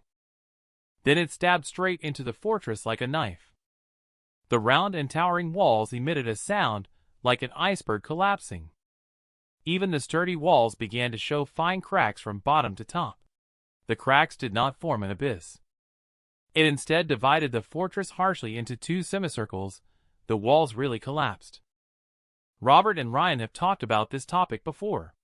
What would happen if the wall guarding humans collapsed? But now is really not the time for the wall to collapse. The monsters outside the wall have already arrived. Robert kept shooting to help intercept the incoming human face insects. At the next moment, Robert turned around. He was astonished to see a huge bubble floating towards the human face insect in the sky. The bubble burst open immediately. It forcefully pushed the insect herd back more than 10 meters. And some of the insects at the very front seemed to have been killed outright by the explosion. Others might not know what that is. But Robert instantly thought of Zion being dragged into the fortress. Walter's son Warren whispered, I wish I were a supernatural entity too. Ryan casually mentioned, it might require some conditions, such as luck or lineage. Warren became discouraged. Well, my dad isn't a supernatural entity either, Ryan comforted. Don't be too despair. He might not even be your biological father. Warren burst into tears, even though his love had died. Because of the collective ambush by the human-faced insect and the wolf pack, most of the escapees fled towards Robert's direction. Robert in the distance was busy adding firewood into the fire while sitting beside it. They were too far away to hear the howls of the wolves. Robert frowned as he watched the people running towards him. Hurry up, he said. The people who escaped are very likely to attract danger as well. Before the words fell, Robert suddenly heard the sound of a car engine behind him. He was stunned. How could there be a car here? The engine sound was unusually loud in the wilderness. It sounded like a wild beast's roar. Immediately, Robert realized what was happening. These were people escaping from the fortress. Leon sat in the off-road vehicle, breathing heavily. The most embarrassing part was that he only had one pant leg on. At this moment, Leon's biggest worry was that they had not reached Fortress 109 yet. He wondered what they would do if the vehicle ran out of gas. At that time, he would have to get out of the car and walk to Fortress 109. The soldier hesitated and suggested, "We can ask someone from the off-road vehicle behind us to come to the truck. This way, we can siphon the gas from that vehicle to ours." Faced with the soldier's suggestion, Leon's eyes lit up. However, he then sighed. He said, "Forget it. The off-road vehicle is full of wounded soldiers." Robert watched the convoy approaching from afar. He guessed that many people from the fortress must be fleeing in this direction. He decided to use these people to attract the attention of the wild beasts. If you could earn money by studying, would you cherish your study time? Robert met this group of students on the way to 109 Fortress. He had heard Zach mention it before. There are dozens of schools inside the fortress. Many teachers teach them basic knowledge. You can receive student subsidies without working. It would be great to be born inside the fortress as well. He looked at this group of students. Robert suddenly remembered the second phase of the weapon unlocking task, because most of the thank you coins in the first phase were earned by students from small town. Now thinking that the Black Blade Basic is so powerful, after unlocking the next level, it should be invincible. So he immediately whispered to himself on the side, "Thank goodness I haven't killed innocents indiscriminately. Thank goodness I raised Ryan so well. Thank goodness for all the good deeds I have done." Ryan was speechless for a moment after watching this operation. But Pallas had no reaction at all. A student whispered, "Teacher Jessica, I'm so hungry." The female teacher named Jessica felt troubled. She said, "Let's keep moving forward. Maybe we'll find some food. The people from 109 Fortress might come to rescue us. If all else fails, I'll pick some wild vegetables for you." "Teacher, what do wild vegetables look like? Can we go pick some?" a male student asked curiously. Jessica is not silly. She secretly pointed at Robert and the others. Then she quietly said to the students, "Have you seen those people in front of us? They look quite impressive at first glance. Whatever they pick, we'll pick the same to eat later." Luna turned back and glanced at the group of people around Jessica, then chuckled quietly to Robert. She said, "There are quite a few pretty girls among the group of Fortress students behind us. If you have your eye on anyone, I can help put in a good word for you. When there's a meal, there's someone walking with you." Robert found this statement both funny and frustrating. He suddenly saw a plant by the roadside, and his eyes lit up. He walked to the side of the road and pulled out the entire plant. Jessica saw this scene and quickly whispered to the students to go find a plant in his hand that looks exactly the same. The students had been hungry and anxious for a long time. Immediately, they rushed to the roadside. At this moment, Robert told Walter, "This kind of plant must not be eaten. I had it once 2 years ago and had diarrhea for 3 days." Jessica and the students were speechless upon hearing this. They all immediately threw away the plants they had just pulled out. It wasn't until this moment that Robert realized that this group of students were imitating him. He thought for a moment and suddenly said to Walter, "The small clump of plants at your feet is called shepherd's purse. It is also known as Capsella bursipastores and can be eaten. If eaten raw, it may taste bitter due to alkaloids. But compared to saving a life, a little bitterness is nothing." Jessica glanced at Robert, because she had been observing Robert all along, so she knew very well why Robert suddenly said this. Ryan said beside Robert, "Dude, are you attracted to that female teacher? It's okay, she's quite pretty." Suddenly, footsteps and voices could be heard coming from the road they had taken. Just then, someone shouted from that direction, "Look, there's a fire! There must be survivors." In the perilous wilderness, the man fought his way through alone. He led the refugees to find the main forces.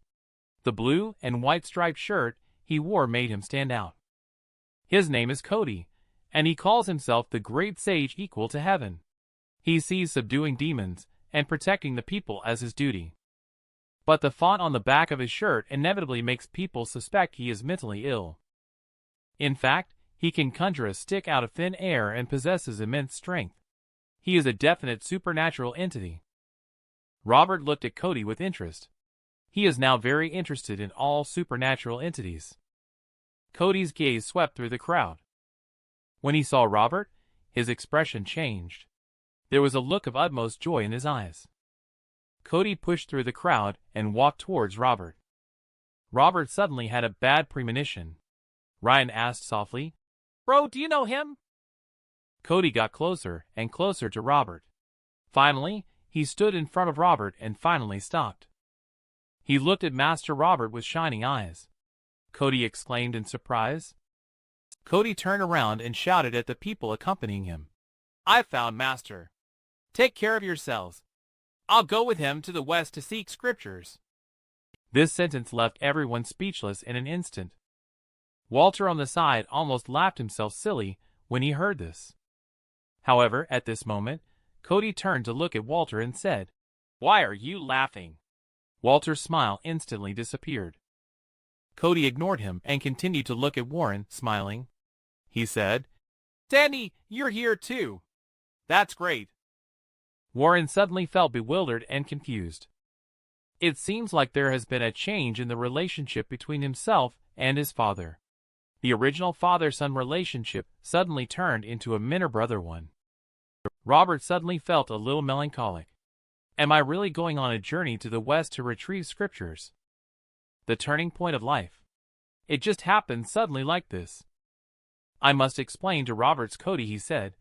"I must explain. I'm not going to the western heaven to fetch the sutras either." He asked, "Master, which direction are you heading now?" He replied, "Southwest." Cody solemnly said, "The western heaven is also in the southwest direction. Perhaps, Master, you haven't realized it yourself yet, but you are already on the journey to the western heaven to seek the scriptures." Robert was very helpless. He didn't know what to say. Just then, William and others walked over. He told the group of students to hand over their valuable belongings. He was also keeping an eye on Robert as he spoke. However, when his gaze swept across to Robert in their direction, he suddenly froze. I saw Cody suddenly brandishing a black and gold iron rod in his hand. Before he could react, Cody had already swung the rod towards him. William instinctively hurriedly stepped back and pulled out his gun. With a bang, the gun fired and a flash shot out from the muzzle.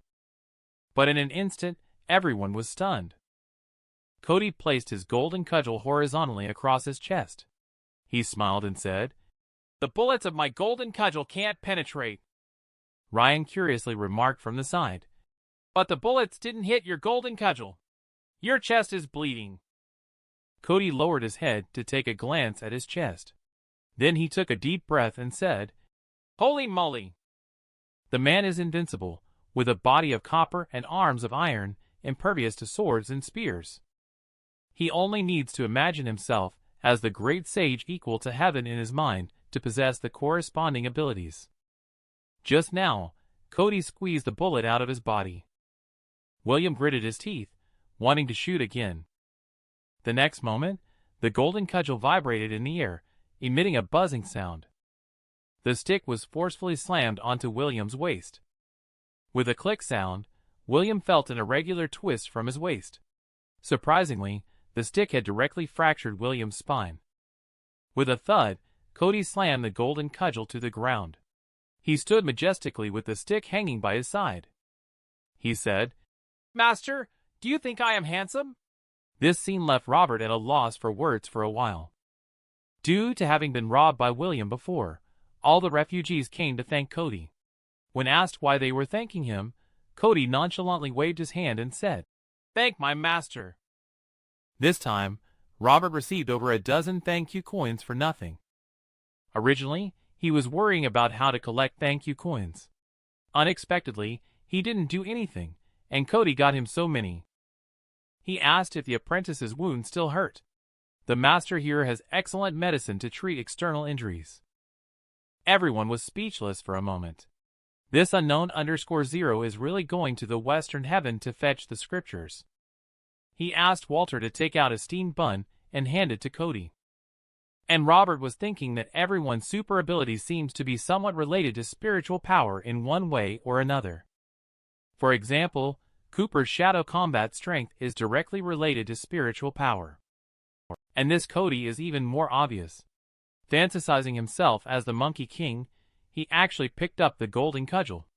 Moreover, his physical fitness is gradually approaching a non-human state. However, he himself still does not have a clear answer to this day. He is pondering the answer. Jessica went with her students to Robert and asked, "May we borrow some fire?" Robert looked at their happy expressions. He did not refuse either. Wait until everyone is asleep. Robert can think alone about what to do in the future. It would be best if he could enter Fortress 109. The gold in his hands, and the medicine brought by Walter should be enough for them to establish themselves. But if they can't get in, then they can only live in the small town outside of Fortress 109. The next morning, many people who got up from the ground felt weak all over their bodies. And there is also accompanied by soreness in the body. The price of long-distance trekking and catching a cold finally broke out. He said, "Let's go quickly." Robert stood up and glanced around. This has already become an outbreak area. If we don't leave quickly, we might get infected. But Cody is unwilling to give up rescuing these refugees to save a life, like building a 7-story pagoda. Robert said as he walked, "I am going to the Western Heaven to fetch the scriptures. If you want to stay, then stay." Cody was stunned for a moment. After pondering for a while, he finally caught up. "If you want to stay, just stay." Cody was stunned for a moment. It took him a long time to catch up. It seems that for him, escorting the master to journey to the west should take precedence. He watched as Robert and his group prepared to leave. Jessica immediately organized the students to catch up. Regardless of what Robert is doing right now, Jessica will lead the students in what she is doing. He said he is the Monkey King Yukong reborn with only 2 wishes in this life. In addition to escorting Robert to the west to fetch the scriptures, he also wants to find Yukong's ex-girlfriend. Robert met Leon on the way to Fortress 109. He noticed that many soldiers in Corporation Q had bandages on. It looked like they were injured while escaping the fortress. However, Robert was a little curious. Leon didn't abandon the soldiers and run away. This was quite unexpected for him. At night, the situation was not right. Robert found a place to rest near Corporation Q as well. At the current stage, it should be safer to follow the main force. Robert is worried about leading the team. The wolves will pick on the weakest when separated from the pack. He then went on to gather firewood as usual. And with Cody, the scene was set for the beginning. Just as he had gathered half of it, Jessica brought her students to gather a lot of firewood. As the saying goes, strength lies in numbers. Jessica's efficiency in collecting firewood has also greatly increased with 28 students. Robert nodded without refusing. It's a good thing that the other party has the intention to reciprocate. He doesn't mind accepting their feedback. only to see a few female students blushing and looking at Cody. They hesitantly approached. She suddenly said to Cody, "You are so handsome." Cody was stunned for a moment and replied, "Thank you, kind lady." These 3 words were like a bucket of cold water, extinguishing the girl's thoughts of dating him in an instant. However, Robert ignored them and walked straight ahead. As he walked, he loudly exclaimed, "Come, come, come! I've found something good!" The sweet potatoes in front of him ensured that there would be no worries about food for the next few days. Tonight's evening doesn't seem so difficult to endure. Thousands of people huddled around their respective campfires to keep warm, with countless sweet potatoes roasting in the fires. Gradually, the entire campsite was filled with a delightful and intoxicating sweet fragrance. Cody looked around at the group of people and said to Robert, "Master, do you think there is something missing in our team?" Robert was stunned. He asked, "What is missing?" Cody's gaze kept shifting between Ryan and Luna. He said, "We are still missing a celestial dragon horse." Ryan and Luna were not doing well at that time. Robert felt a little bit frustrated. His team was originally quite normal. How come everything suddenly turned into a circus once Cody joined? The students have passed the stage of being homesick and fragile. These greenhouse flowers are all learning to become stronger. Someone suddenly asked, "Teacher, can we really safely reach Fortress 109? The teacher said, "As long as we follow the young man, we will definitely be able to." At this moment, a student winked at Jessica to look behind her. Jessica turned around and saw Robert's gaze. She gasped. She quickly turned her face back, making her cheeks look even redder. At the headquarters of Corporation Q in the distance, Leon smelled the faint aroma of sweet potatoes drifting over. He was eating the individual rations stored in the car by Combat Team. While eating, he sighed and said, "It's still these poor people who know how to make ends meet." You may not know how fragrant the sweet potatoes in the apocalypse are. Walter had it once when he was a child. He thought it was the most delicious thing in the world. Now Leon smells the intoxicating sweet fragrance. He instantly feels the canned food in front of him is not fragrant anymore. He threatens to buy it at 50 times the price. He watches his subordinates walk away into the distance. Leon heaved a long sigh. Never did he expect that as a former warlord, he would now have to rely on refugees for food. Not long after, Thomas returned with a group of people carrying a large pile of sweet potatoes. Leon counted the number of people. He counted the number of sweet potatoes again. Then he sighed. He said, "One person eats half. No one should eat more. Wounded soldiers can eat a whole one." He threw all the sweet potatoes into the fire pit. Then a group of big men eagerly waited. After it was roasted, Thomas used a stick to pull out one and gave it to Leon. Leon picked it up, opened it, and handed half to Thomas. He said, "One person, one half." Thomas said, "No need for that, boss." Thomas hesitated a bit and said, "You should only have half as well." Leon said, "Stop talking nonsense, just take it. It's hot." Leon glanced at the others, then continued, "We don't have time to explain everything now. Let's wait until we get to 109 Fortress. I invite everyone to enjoy together. We have all escaped a disaster. There must be good fortune after surviving a great calamity." The soldiers of the combat team were silently eating sweet potatoes without speaking. At this time, a woman among the refugees suddenly screamed sharply. Shortly after, a loud slap rang out.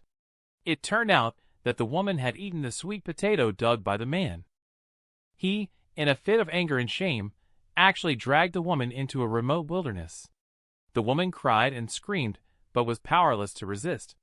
Onlookers watched in indifference. At this moment, a loud shout suddenly came from beside Robert. He said, "Stop! It's you causing trouble." This sound made Robert's head buzz. He looked at Cody in confusion. Cody was seen rushing out with a golden cudgel in hand. The middle-aged man also didn't react in time. He was directly knocked to the ground by Cody with a blow. He almost spat blood. But before Cody could even enjoy the sense of achievement from exorcising demons, the woman who had been dragged out at the beginning became angry instead. She looked at Cody and said, "Why did you hit him?" "Get lost." Cody felt a bit wronged. But he couldn't figure out what was going on. He could only walk back to Robert with his head hanging. Whenever Cody wanted to hit someone, he would assign a fairy name to the other person. If he didn't want to hit them, the other person would just be a normal human. Robert watched as Cody returned to his side. After contemplating for a while, he teased, "Disciple, if you happen to encounter hundreds of enemies in the future, what will you do if you run out of fairy names?" Cody fell into deep thought. After a while, he replied, "It's okay. Fairy names can be reused." Is this unknown_0 really stupid or pretends to be stupid? Nobody knows. Just as a few people were having fun and making noise. There was a faint sound of iron chains scraping against the ground behind them. And the sound is getting closer and closer. "Run!" Robert roared in a low voice. Everyone turned around to see those creatures resembling spiders, rapidly crawling towards them on the ground like phantoms. It was until this moment that they began to scream in fear and then frantically escaped the room. Robert ran wildly with the team while shouting in the direction of Corporation Q. "Don't shoot, run together!" He was worried that Corporation Q would shoot indiscriminately at everyone. At this moment, Robert's brow furrowed in concern. If Corporation Q adopts an attacking posture, he can only forcibly break out using shadow. At this moment, Corporation Q has also long discovered the chaos. Although the refugees obstruct their vision, preventing them from being clear about what is happening, Leon does not hesitate at this critical moment. He directly orders all combat personnel of Corporation Q to evacuate quickly. The screams coming from behind are getting closer and closer. In order to protect the wounded under his command, Leon orders Thomas to take a pair of people to leave first. He stayed behind to buy them time. Watching Leon's heroic appearance, the wounded under his command fell silent. At this moment, Thomas also made the right choice. He said, "What are you all standing around for? Protect the boss and leave." Choosing these two soldiers means giving them a way out, as they are young and haven't had a chance to enjoy life yet. The other soldiers remained silent. They also knew the consequences of staying behind, but no one spoke out against Thomas's decision. The remaining soldiers then brought out the hidden weapons. Thomas knelt down and placed the RPG launcher on his shoulder. The moment the first experiment object appeared in his field of vision, Thomas calmly said, "Fire!" With a bang, the grenade sprayed out from his shoulders. The power that burst forth in that moment. It's like a whistle from the gods, striking hell vertically from the world. And some experiment objects circumvented around Corporation Q's position. In that moment, Robert knew. Thomas and the others were finished. Even though they had powerful firearms, once the defense line was breached by the experiment objects, there would be no survivors among Corporation Q's combat personnel. Robert didn't have time to watch this scene anymore because at this moment, for experiment objects surrounded them and were rushing towards Robert and the others. Robert shouted, "Cody, go to the right!" His words had just fallen. Robert's hand had already grasped the black blade in the void, as if the black sword was drawn out from the void. In an instant, the black blade met the experiment object rushing from the left. The body of the experiment object was like tofu, cut in half at the waist by the black blade.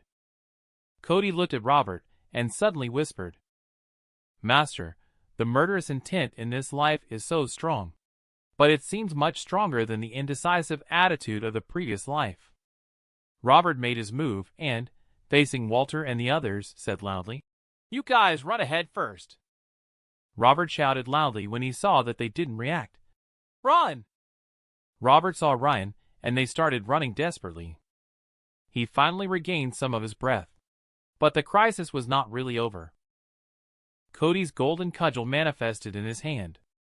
His thoughts of slaying demons and monsters were stirring in his heart. The two of them fought together.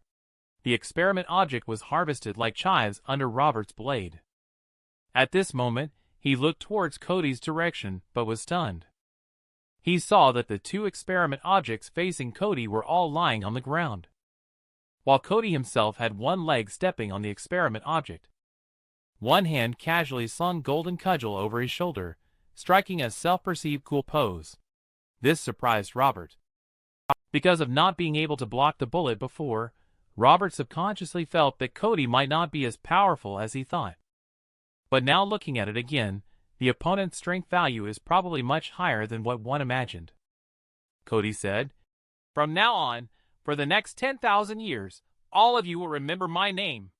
My name is Monkey King Yukong." Robert impatiently interrupted, saying, "Stop beating around the bush." Suddenly, Robert heard someone shouting something. The sound was a roar coming from the overturned off-road vehicle.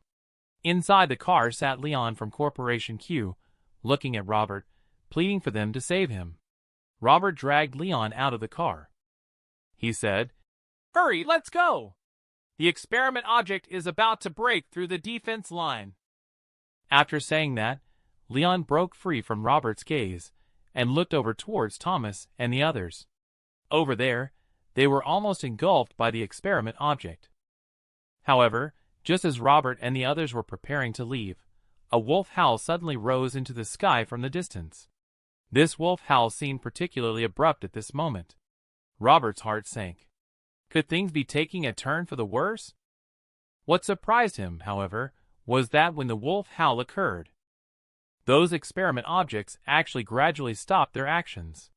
Within just a minute, they all left the battlefield. Robert stood in place watching this scene. He was puzzled. Could it be that these experiment objects were afraid of the wolf? Seeing the experiment objects retreat, he asked Cody to call out to Walter and the others.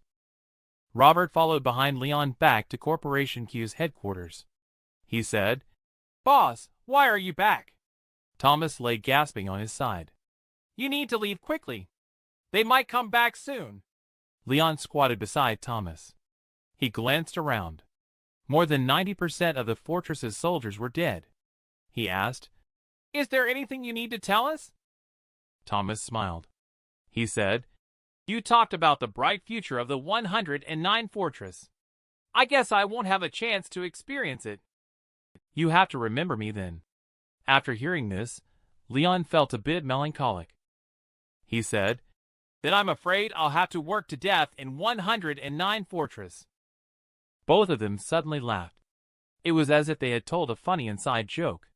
At this moment, Thomas suddenly said, "We have no regrets." Leon murmured softly, "I know." Robert couldn't help but watch these two old men. He said, "You don't actually have to die." He directly took out a small ceramic bottle. He said, "This medicine is a miracle for treating external injuries." Robert looked at Leon. "In return, I want you to take us into Fortress 109 to obtain legitimate resident status." And Leon stared intently at the porcelain bottle of all-purpose wound medicine in Robert's hand, feeling a sense of déjà vu. Leon's expression gradually changed from calm to shocked. "This can also heal external injuries." "Wait a minute. You are a miracle worker, Robert." Robert relied on his all-purpose wound medicine to heal Leon's subordinates. At the same time, he also secured living rights in the fortress for a group of travelers. On the way to 109 Fortress together, Leon looked at Cody, and suddenly his eyes lit up. He finally remembered who Cody was. At that moment, Leon also figured something out. Who actually killed the experiment object before? Cody looked at Leon. He hadn't looked closely before, but now Cody recognized Leon. He said, "It's you, Ben Borba." Leon was completely taken aback when he heard the name. "You crazy fool, don't talk nonsense. Who is this unknown _0 that you claim is Ben Borba?" Cody gave Leon an unhappy look. "Please call me Monkey King Yukong in the future," Leon said irritably. "And what about your master?" At this moment, Robert looked at Leon and said, "I am his master. I am Pigsy." Upon hearing this, Leon was immediately baffled. Not long after they set off, they encountered several cars blocking the road. Robert and the others did not see any bodies, and the bloodstains on the ground had all dried up. Judging from the color of the bloodstains, this battle probably happened about half a day ago. Robert saw a strand of white fur on the ground. Immediately, his expression changed drastically. This is wolf fur. Why did the wolf pack appear here half a day ago? Robert couldn't care less about thinking so much. He just wants to hurry back to the car and leave here. On the car, Leon is on the phone with Luca. He roughly explained the dangerous encounter this time. At the same time, he also confirmed the entry of Robert into the fortress. He heard a positive response. Walter suddenly spoke to Leon, saying, "Robert saved your life, didn't he?" When Walter fled small town with Robert before, he had already shown his value to Robert. And now is the time to demonstrate his value. Walter is willing to go all out. He managed to secure a shop for Robert within the 109 fortress. The savvy Walter also knows when to call it a day. Robert on the side noticed that Cody had a golden hoop on his head, unlike the golden cudgel. The golden hoop was given by the Bodhisattva. He asked, "Master, don't you know?" Cody had a look of, "You should know this," on his face. However, just at this moment, Cody looked at Robert seriously and said, "Master, do you still remember how to pronounce the headband spell?" Robert was on the verge of collapse. Seeing the hopeful look in Cody's eyes, he attempted to start pronouncing the headband spell. 800 flag bearers dashed towards the northern slope. The artillerymen run side by side in the north. At this moment, Cody had a severe headache. Suddenly, he held onto his head tightly. "Master, please stop reading." Robert sat there dumbfounded, unable to bear it. He thought to himself, "Cody, you're quite cooperative." After a while, Ryan interrupted them with a single sentence. "You can see small town from here." Jessica knows deeply that both she and her students being able to arrive alive at 109 Fortress are all thanks to Robert. Words of gratitude floating up one after another. Robert smiled with his eyebrows raised. "Too polite, too polite." Robert suddenly counted the number of people and said, "3 more people have not been thanked yet. Hurry up." The truck drove from small town all the way to the fortress gate. Ryan lay on the back of the truck and looked outside. He said, "Bro, this place looks pretty similar to our small town, huh?" Jessica inside the car heard with an incredulous expression on her face. In Jessica's previous imagination, she thought small town would have lower and more rundown buildings. But she didn't expect that there are no buildings here at all. Most of the places people live in are unbelievably dilapidated. Leon got out of the car and walked confidently towards the gate. He loudly said to the people at the entrance, "Tell Lawson to come out and see me." The person at the gate looks like a resident of small town. He stared at Leon for a moment before asking, "Who is Lawson?" Leon's face immediately darkened. He shouted, "Where is the master of small town? Get him out here now." Robert turned to Ryan and the others and said, "You guys don't need to get off the car. The car will drive directly into the fortress later." Jessica was stunned for a moment because when Robert spoke, his gaze turned towards her. Originally, Leon only agreed to let 5 people into the fortress at Robert's insistence. Now, he can only take a gamble, betting that Lawson won't dare to check him. I don't know how long I waited. The gate of the fortress finally opened slowly. A middle-aged man, full of spirit and handsome, strode out. He smiled and greeted Leon, saying, "Welcome, Leon. It's a great honor to have you here." Leon, with a dark expression, didn't say much in response, but instead went straight towards the 109 fortress. He waved at the truck, signaling it to follow. Suddenly, Lawson shouted loudly. He said, "Who is in the car? You'll have to get off and undergo an inspection." The next moment, Leon turned around and landed a loud slap on Lawson's face. He said, "You have no respect. How dare you search Q family's car?" Everyone was stunned. This is Lawson, the master of 109 Fortress. Until this moment, Robert finally felt that Leon looked like the big shot in the corporation he had imagined.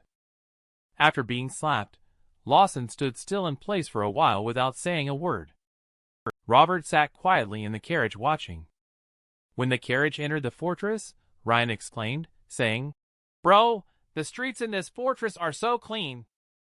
Bro, the buildings in the fortress are so tall. Bro, there are quite a lot of plants in this fortress. They are planted on both sides of the road. Wait, look over there, there is a large grass field," Ryan exclaimed. "That is a park," Jessica explained to Ryan. "People in the fortress can take a walk here after meals. Aunties will also dance here at night." Ryan nodded. He said, "Bro, look at the father and daughter sitting on the lawn. They are feeding each other. It's really a scene full of love."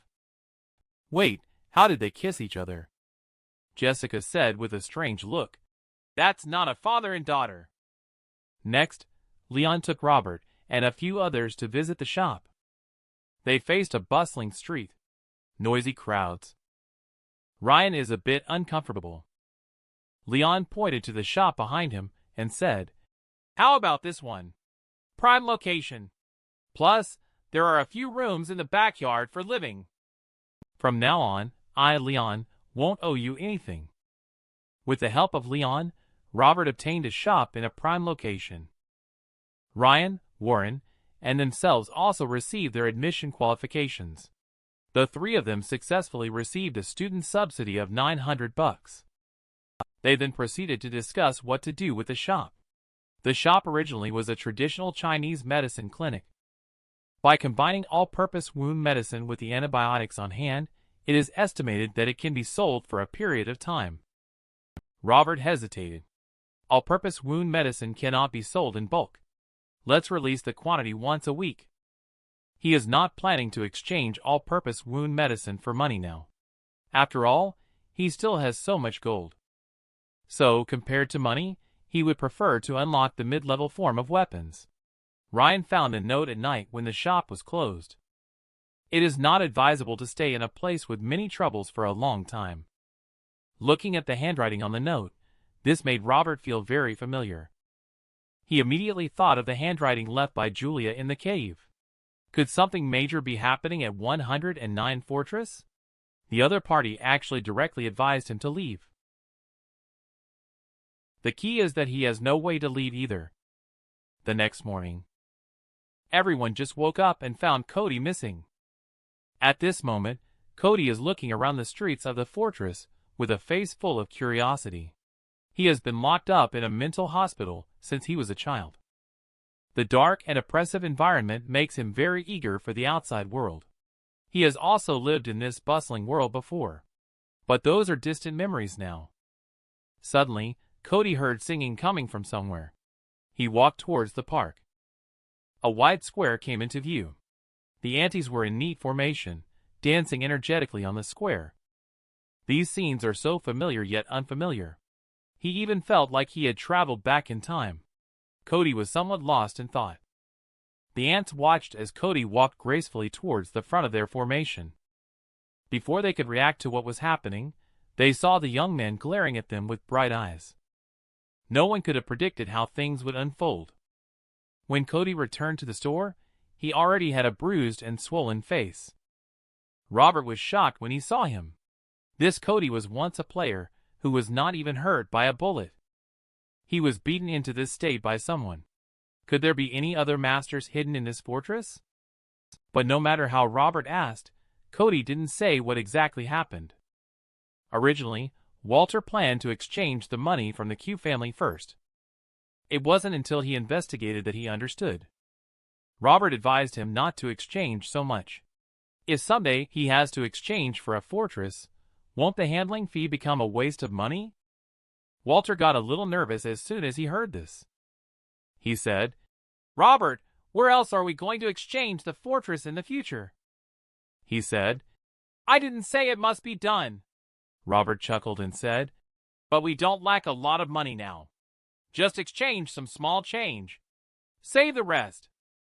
At this moment, Robert already has a premonition. Perhaps one day in the future, They may really leave here, once again heading to the next unfamiliar fortress. This is the most pitiful scapegoat Robert the First have ever seen, who originally planned to exchange gold at the gold shop. He didn't expect to see Cooper's wanted poster at the door. Robert has no illusion. He knows that Corporation Q specializes in posting photos in jewelry stores.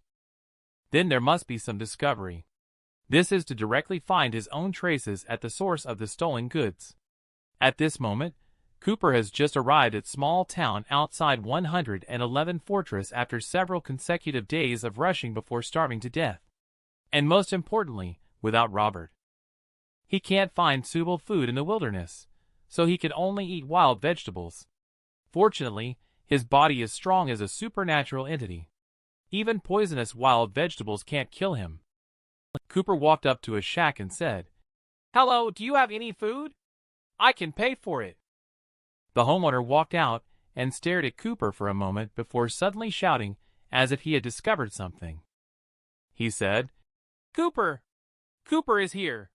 Everyone, come up quickly!" He looked at a large group of refugees swarming in. Cooper couldn't figure out what grudge this was all about. He clearly hadn't done anything wrong. What were they trying to achieve with such a costly and labor-intensive arrest? Cooper didn't hesitate anymore. He summoned Shadow and ran. He said, "It's not safe to stay here for long. Looks like we'll have to go somewhere else. Preferably to a place that Corporation Q has no control over." Cooper thought for a moment. Suddenly, he felt that the 109 fortress controlled by L Corporation was his best choice. As a convoy driving across the wilderness approached small town, it gradually slowed down. Luca on the car looked disheveled. If it weren't for the fact that there were people from Corporation waiting outside Mountain J to assist him, he wouldn't know when he could return to 111 Fortress. Suddenly, a shadow flashed in front of the car. Luca knew that the shadow in front of him was Cooper. He never expected to see him in this direction. Just coming back so late for a while, he missed the opportunity to meet with Cooper.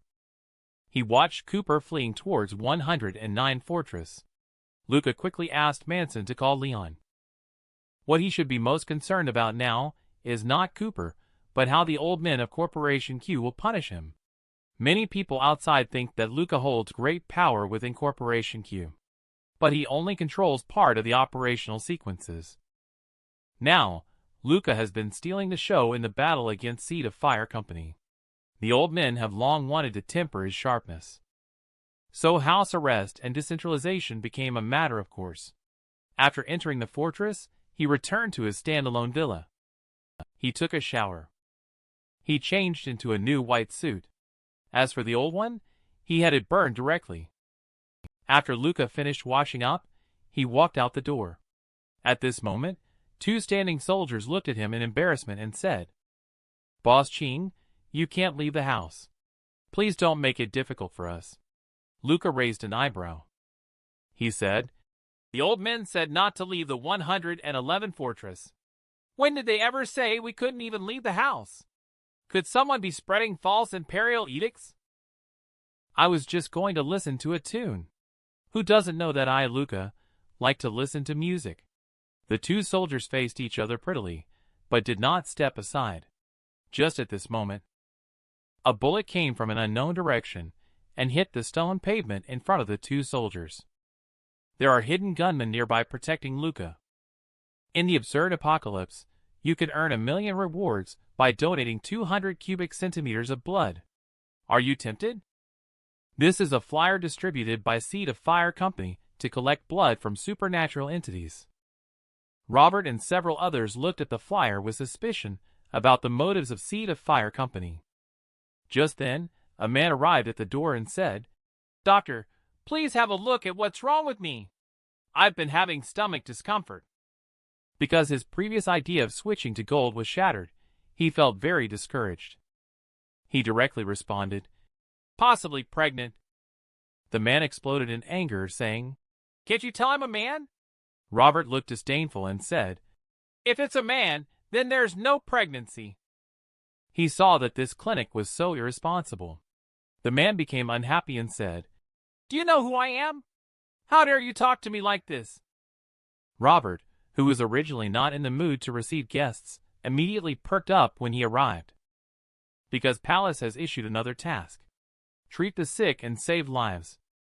Robert looked at Yuri with a smile on his face. He said, "Come on, tell me what illness you have." Yuri was taken aback for a moment, thinking that his name had startled the other person. Robert handed him a few capsules and kindly said, "You have gastritis." When the man took the medicine, "White Yuo," Palace said, "Task completed. Reward, basic skill chart." Before leaving, Yuri turned around and said, "Is there anything I should avoid eating?" He said, "Don't eat bitter gourd." Robert looked at the diagrams in the palace absent-mindedly and said, Yuri was stunned. He said, "Why avoid eating bitter gourd?" Robert replied, "Because it doesn't taste good." With this incident, Robert's mood improved a lot. Ryan walked over at this time. He said, "This Seed of Fire company is so wealthy. How about we deal with him?" Robert kicked Ryan in the butt and said, "Get up, get up, get up. Pack your things. Get ready to go to school with me tomorrow." He glanced at Ryan. This child grew up in such a harsh environment in small town. Someone must always teach him right from wrong. This is when Robert noticed the series of numbers on the back of the leaflet. What does this number mean? Is it a code? This should be a phone number, Walter said with a smile. We also have a landline in our store. Ryan really wants to call that number, as he is at an age where he is interested in all things new and exciting. A bunch of people gathered around that magical landline phone. Even Luna came to join in the fun. Cody suddenly had a moment of enlightenment as he looked at the phone in front of him. He picked up the receiver on the phone and dialed a random number. After a few beeps, a voice came through the receiver. "Who is this?" he said. "Monkey King Wukong." Cody was full of momentum. "I am Monkey King Wukong," the voice on the other end of the phone said. "Crazy." Then with a click, the phone was hung up. The other party hung up the phone. Robert smacked his lips. The other party actually accurately identified Cody's true nature even over the phone. Then Ryan did the same thing. He said, "This phone is truly amazing. The person on the other end sounds just like they are right in front of me." To avoid disturbing Robert, he asked everyone not to try again. The phone that Ryan just hung up suddenly rang again. "This is the most conscious loan I have ever seen. The interest rate is only 3%. I used to think that everyone in the fortress lived and worked in peace. But I never expected there are also some dirty industries." Listening to the voice on the phone. Robert's voice sounds very familiar. "Have I heard this voice somewhere before?" he asked back. "Do you know who I am?" The other person was stunned. He said, "Who are you?" Robert said, "I am Yuri from Shiching District." After a short silence on the phone, the other person said, "I am unknown_0, also Yuri from Shiching District." No wonder his voice sounded a bit familiar.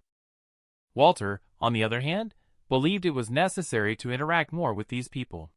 At least it wouldn't do any harm to himself.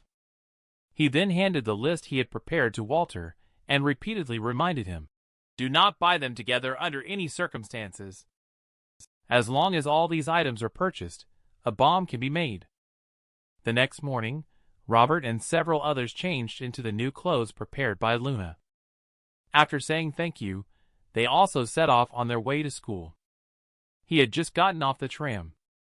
Robert saw a girl with a baseball cap looking over at the school gate. He felt a bit helpless. He didn't expect to run into Julia here. Robert glanced at the pedestrians passing by and then tried to find words to further ease the relationship between them. He said, "Can you give me back the dagger?" Julia raised her eyebrows. To be honest, she didn't expect Robert to say that. Several students walked over at this moment. They greeted Julia when they saw her. Julia calmly pointed at Robert and said, "He's trying to steal my things." This move almost turned Robert into stone in an instant. More and more students gathered around to watch. Robert was getting anxious. He said, "I know her. Her name is Julia." The next moment, the male classmate smirked. "You still pretend to know her. Her name is clearly Robert." Robert felt as if he had been struck by lightning. He almost collapsed at that moment. He thought to himself, "Then what should I call her?" At this time, a student looked at Robert and asked, "What's your name?" Robert was calmer this time and replied, "If I say I'm also called Robert now, you probably won't believe it." Robert was then led by several students to meet the teacher in this way. Ryan watched this farce in front of him. This girl with baseball cap is not an ordinary person. He said, "Hello, sister. I am Robert's younger brother. My name is Ryan." "Julia, Robert's not even blinking." After seeing Ryan, she immediately smiled warmly. She said, "Hello. I am a good friend of your brother." Inside the office of the Dean of Students, the teacher felt a bit confused. Wasn't it just a few days ago that a Robert enrolled? He looked at the enrollment procedures in front of him and suddenly felt a bit disoriented. Robert felt that things were not finished with Julia. After completing the procedures, the teacher from the Academic Affairs office smiled and said, "Come on, Class 3 of Grade 12. I will take you to meet the new classmates." Just arrived in the classroom, Robert took a quick look around. Luckily, he didn't end up in the same class as Julia. Imagine having two students named Robert in one class. Not only would Robert find it hard to bear, but the teacher would probably be on the verge of a breakdown as well. Robert sat in his seat. To his left was a female classmate of similar age, and to his right was the aisle. She asked, "Which school did you transfer from?" After thinking for a moment, Robert replied, "I transferred from 5th Middle School." The girl was stunned. There is no 5th Middle School in Fortress. The extent of the Fortress people's rejection of refugees is beyond your imagination. This was made clear when Robert's neighbor shouted loudly. Everyone knew he came from outside Fortress. Rumors about refugees carrying viruses have been flying around these days. Ryan, who has also entered the campus, is troubled by these rumors. He frowned and whispered, "Bro, do you think we really have the virus?" Robert shook his head and replied, "Ryan, when 10 people or 100 people say we are not good, it counts as slandering. When 10,000 people say it, it's not slander anymore. It becomes justice." Ryan whispered, "Even though I may not understand as much as you do, even if millions of people slander us, that can't be considered as justice." Robert laughed. He said, "You're right." Robert stood on the rooftop. This was his first chance to overlook the fortress. And at this moment, Julia suddenly appeared behind them. Faced with Julia's sharp gaze, Ryan consciously made an excuse to leave. He watched as the rusty iron gate closed heavily. Julia threw something towards Robert. It was the dagger that Julia had stolen from Robert in the first place. She said, "We're even now." Julia's voice was very calm, without offering much explanation. Robert was still in a daze. Suddenly, Julia pulled out a pistol and aimed it at him. She asked, "How did you escape from the blockade of Corporation Q?" Faced with this question, Robert would like to trick Gum Gum a bit. But the gun was pointed straight at him. He said that countless experiment objects rushed out. And the monster inside the crater, Robert briefly mentioned that there were many accidents. "You can't imagine how scary the monster inside the crater is." She said, "I can imagine," Julia corrected. This response stunned Robert, because Julia's tone was very firm. Could it be that Julia had seen this kind of creature before? Originally worried that Robert might rat her out, Julia put the gun away. There's no need to be afraid now. Because they encountered a pack of wolves on the way back with Lucy, they would have had to take a detour if it weren't for Lucy's teleportation ability.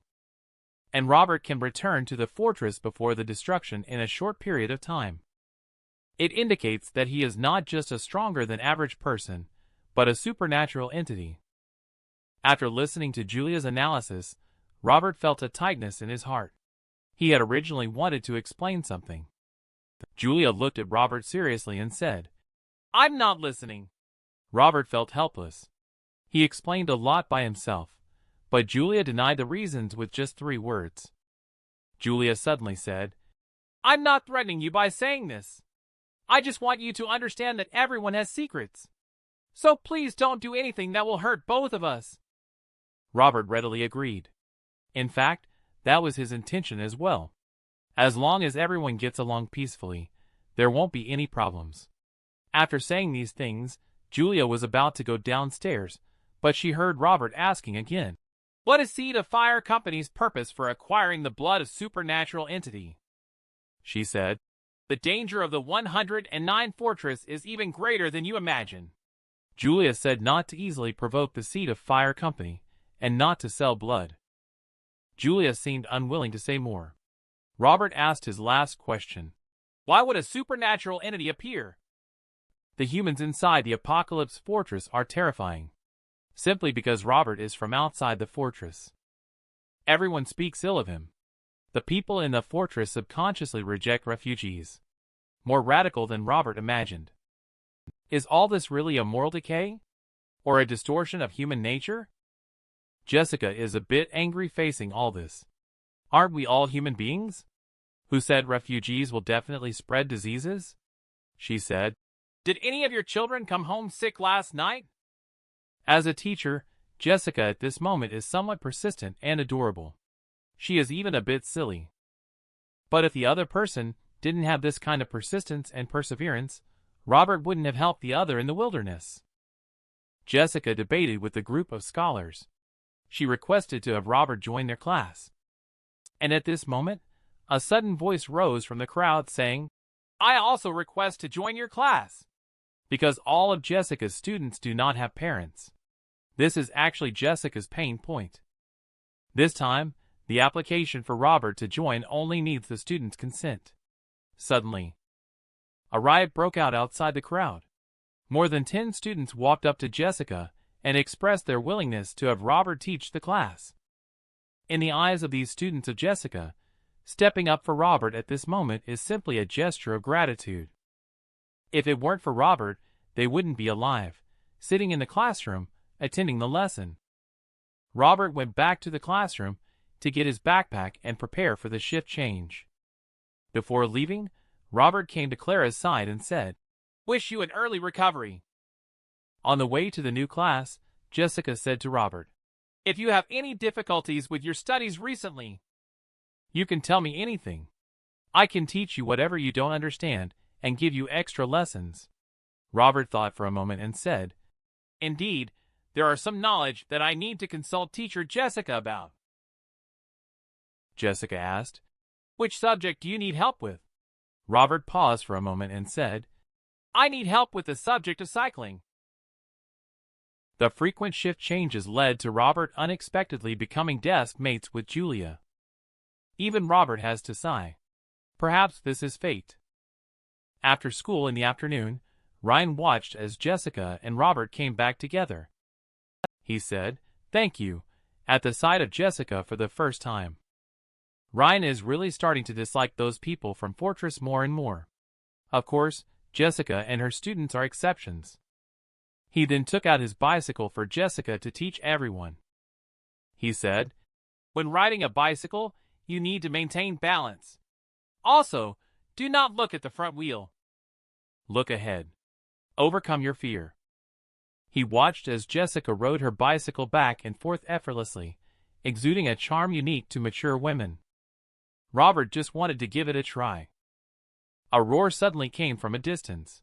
The sound was like a bomb exploding inside the fortress. He wondered, was it Julia who did it? He told Cody and Ryan, "You guys take the guns and lock the store door. Don't open it until I come back. Jessica, you should also hide here with us, just in case something happens, so we can take care of it together." After saying that, Robert left the store. Now, as a supernatural entity, he can no longer stay out of it. He must personally gather first-hand information with his own eyes and ears. Only in this way can he make the most accurate judgment. Only then can he lead everyone to continue living. Robert got tricked by Julia again. Same tricks, same methods. A wish of good luck encapsulates Julia's consistent trickery. Robert has been in a bad state after being tricked. Just now, Robert heard an explosion and rushed over. The tall building in front of him should be the most convenient for observing the battle situation. However, when he just climbed to the edge of the rooftop and prepared to jump up, a dark gun barrel was pressed against his forehead. Robert was stunned. He didn't expect anyone up there. He looked up. The other person was wearing a familiar duckbill hat. The explosion should not have been caused by Julia. After all, there is some distance between here and the explosion point. Julia also seemed surprised to see Robert here unexpectedly. The two of them have a strange understanding. Robert climbed onto the rooftop and dusted himself off. What happened that caused such a commotion?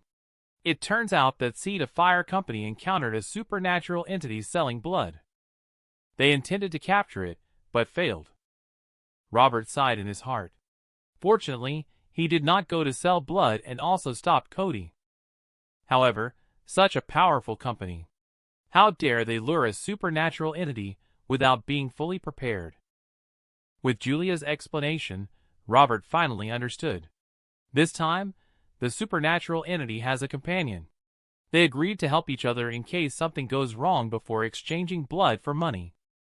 Robert now understands. The supernatural entity that went to sell blood was also prepared. Now that the Seed of Fire Company has made a mistake, it seems like the perfect opportunity to take advantage of them. Julia shook her head. Their dawn combat sequence is very powerful, even though there were only 5 of them.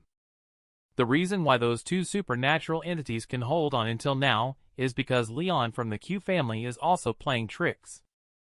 And Leon's reason for directly challenging the Seed of Fire Company is because Luca set up an ambush last year and captured over 100 members of the Seed of Fire Company. The two sides have long been mortal enemies. What's the relationship with this unknown_0? Are the conflicts between corporations always this intense? Robert couldn't help but ask again, saying, why did you kill Luca when you were clearly not on good terms with Seed of Fire Company? Isn't the enemy of your enemy your friend? Julia gave him a glance. She said, an enemy is just an enemy. We don't play the game of, the enemy of my enemy is my friend. At this moment, the huge sniper rifle in Julia's hand manifested, whether it was from the Seed of Fire Company or Luca.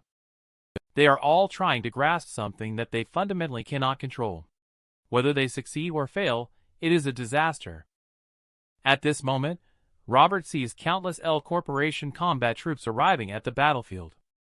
Watching the L family arrive leisurely, Robert can't help but complain. Julia, who was observing with a sniper rifle in hand, replied, they have more important things to protect. They won't mind. After saying this, Julia's breathing suddenly calmed down. She followed the direction of her gun barrel and looked ahead. Robert saw a person climbing out of the sewer. It turned out to be Leon. What puzzled Robert is that this big shot from Corporation Q. Why are you so familiar with the sewer of the L family?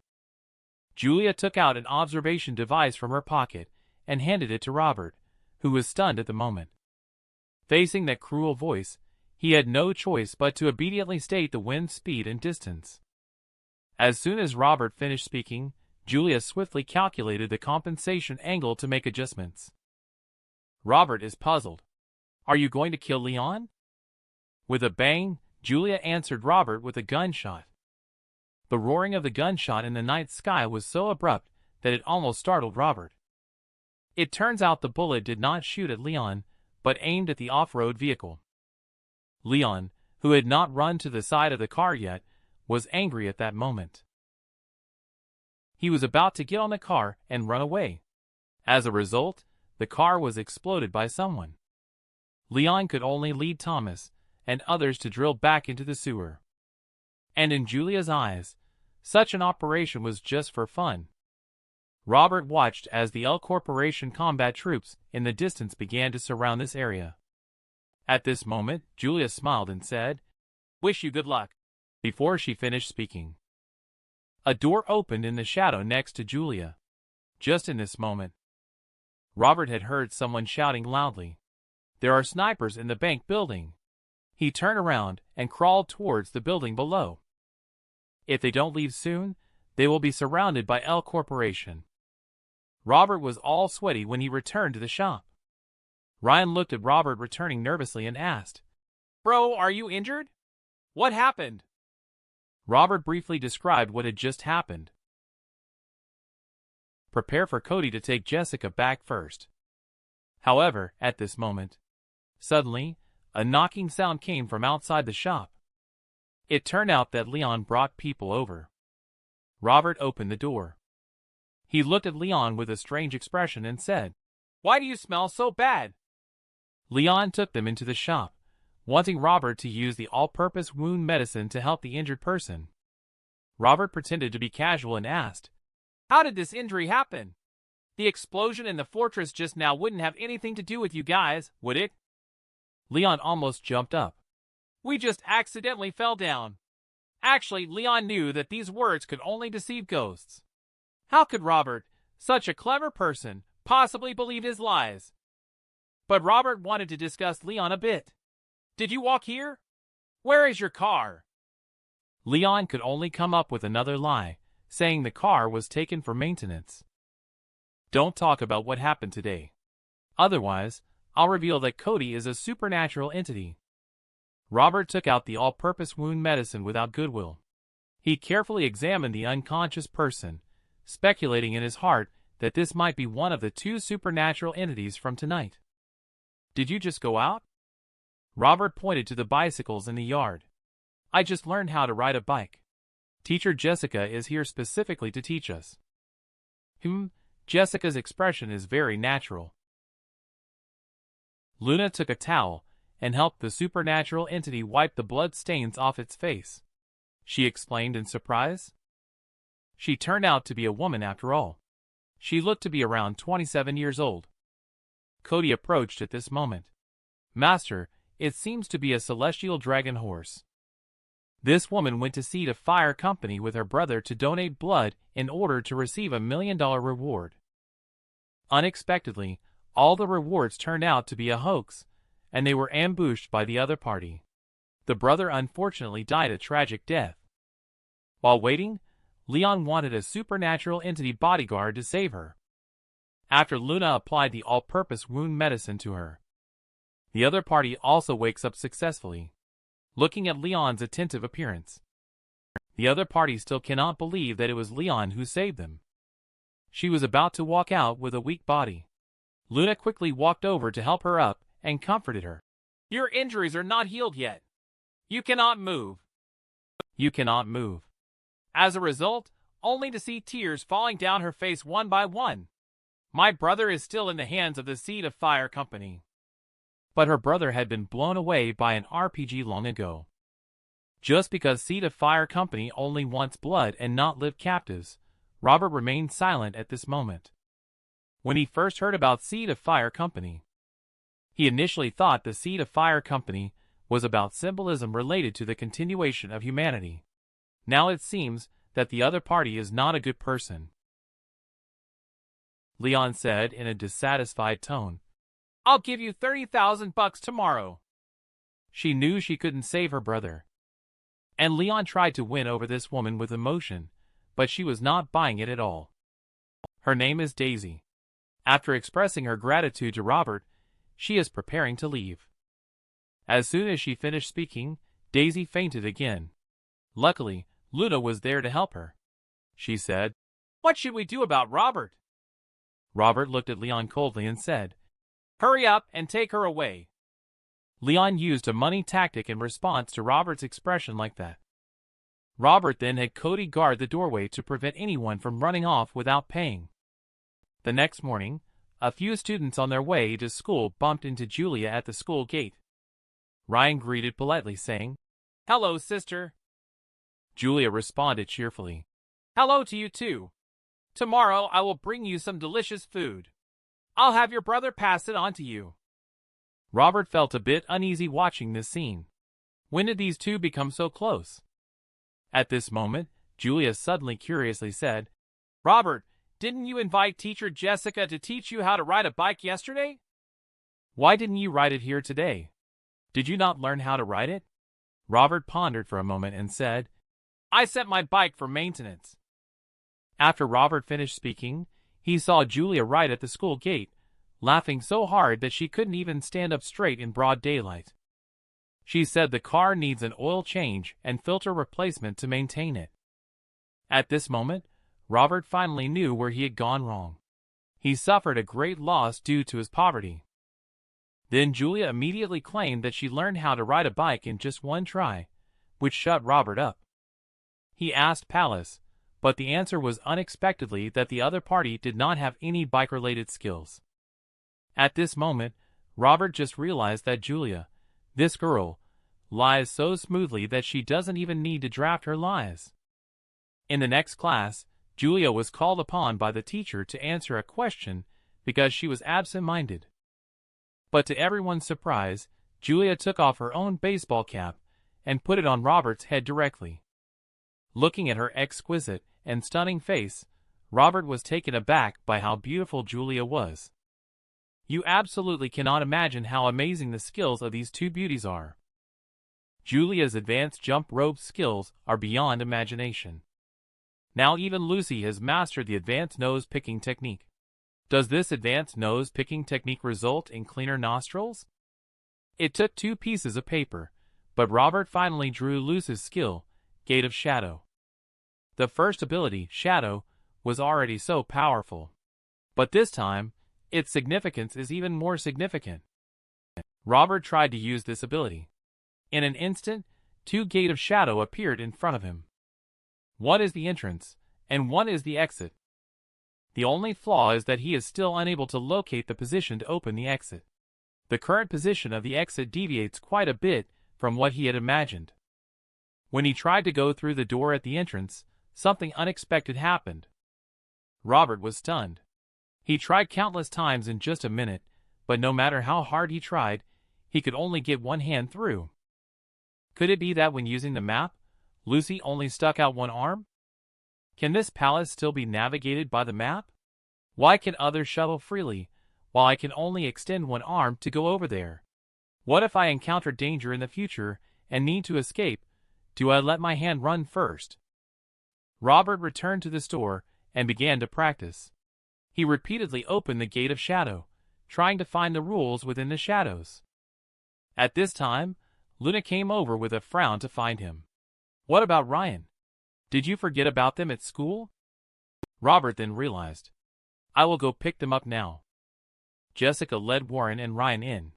She chuckled and said, "Weren't we supposed to continue learning how to ride a bike today? Why did someone leave class early?" Ryan coldly stared at Robert and said, "I was waiting for you upstairs in the teaching building. I watched as you walked away with Julia." Robert suddenly felt extremely embarrassed. Suddenly, the sound of a car engine came from outside the door. A car stopped at the door. Leon's voice came from outside. "Robert, come take a look at my new car." Robert rolled his eyes. He said, "Buying a new car just to show off, huh? Having money doesn't make you so great.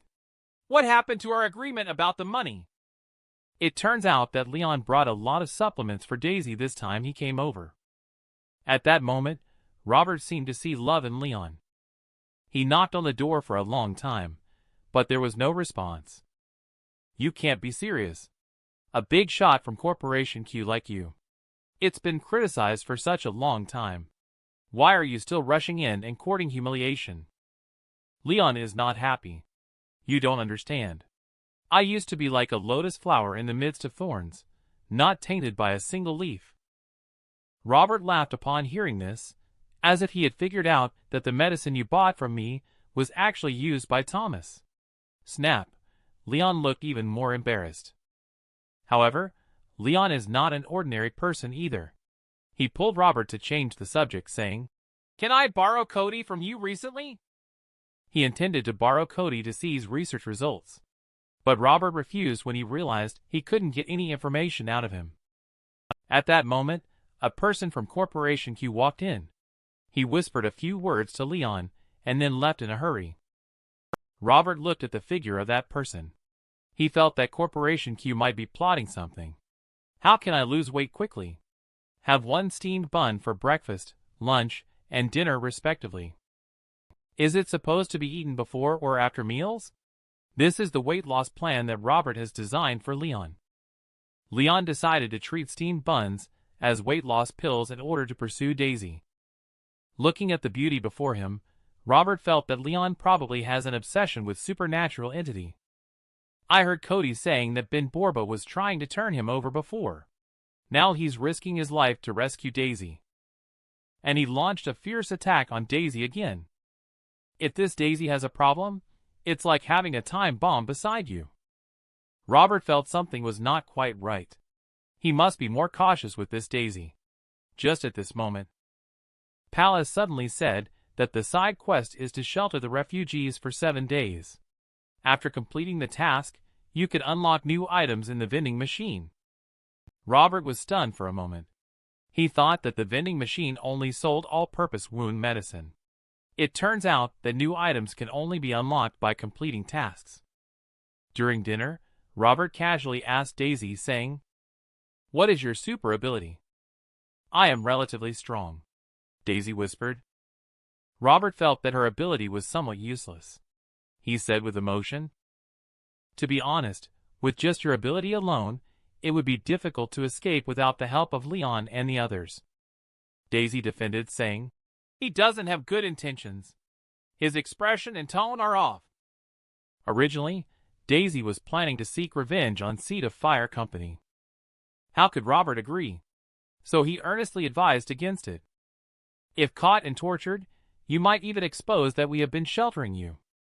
The mission will be ruined if she leaves." Robert suddenly realized that Cody was feeling a little down after finishing speaking. At this moment, Ryan whispered a few words to Cody. Cody immediately smiled and agreed. Robert looked at Ryan curiously and said, "What did you say to him to make him so happy?" "It's simple to make him happy. It's a must." Ryan drank his porridge before saying, calling him Monkey King Yukong would do. Robert stood still for a moment. He suddenly realized that Ryan, this kid, is really good at grasping the key points. Next, Daisy was tied up by Cody. No matter how strong she was no match for Cody now. Daisy was shocked. She had originally thought she was being rescued by a good Samaritan. She now feels like she has fallen into a den of thieves and being kidnapped. It's as if they are about to ask her family for ransom. She was thinking of shouting for help. But before she could shout, Cody stuffed a handkerchief into her mouth. If it weren't for Robert taking on the task and accepting money from Leon again, he might have kicked Daisy out long ago. Then Robert pulled Ryan into the house. Ryan took a few steps back after preparing to try out the newly copied Gate of Shadow. Robert opened the Gate of Shadow in his mind. There was no response at all. It wasn't until he searched that he found it. The gate opened all the way to the floor, a move that seemed quite unreliable. Ryan felt a sudden panic in his heart.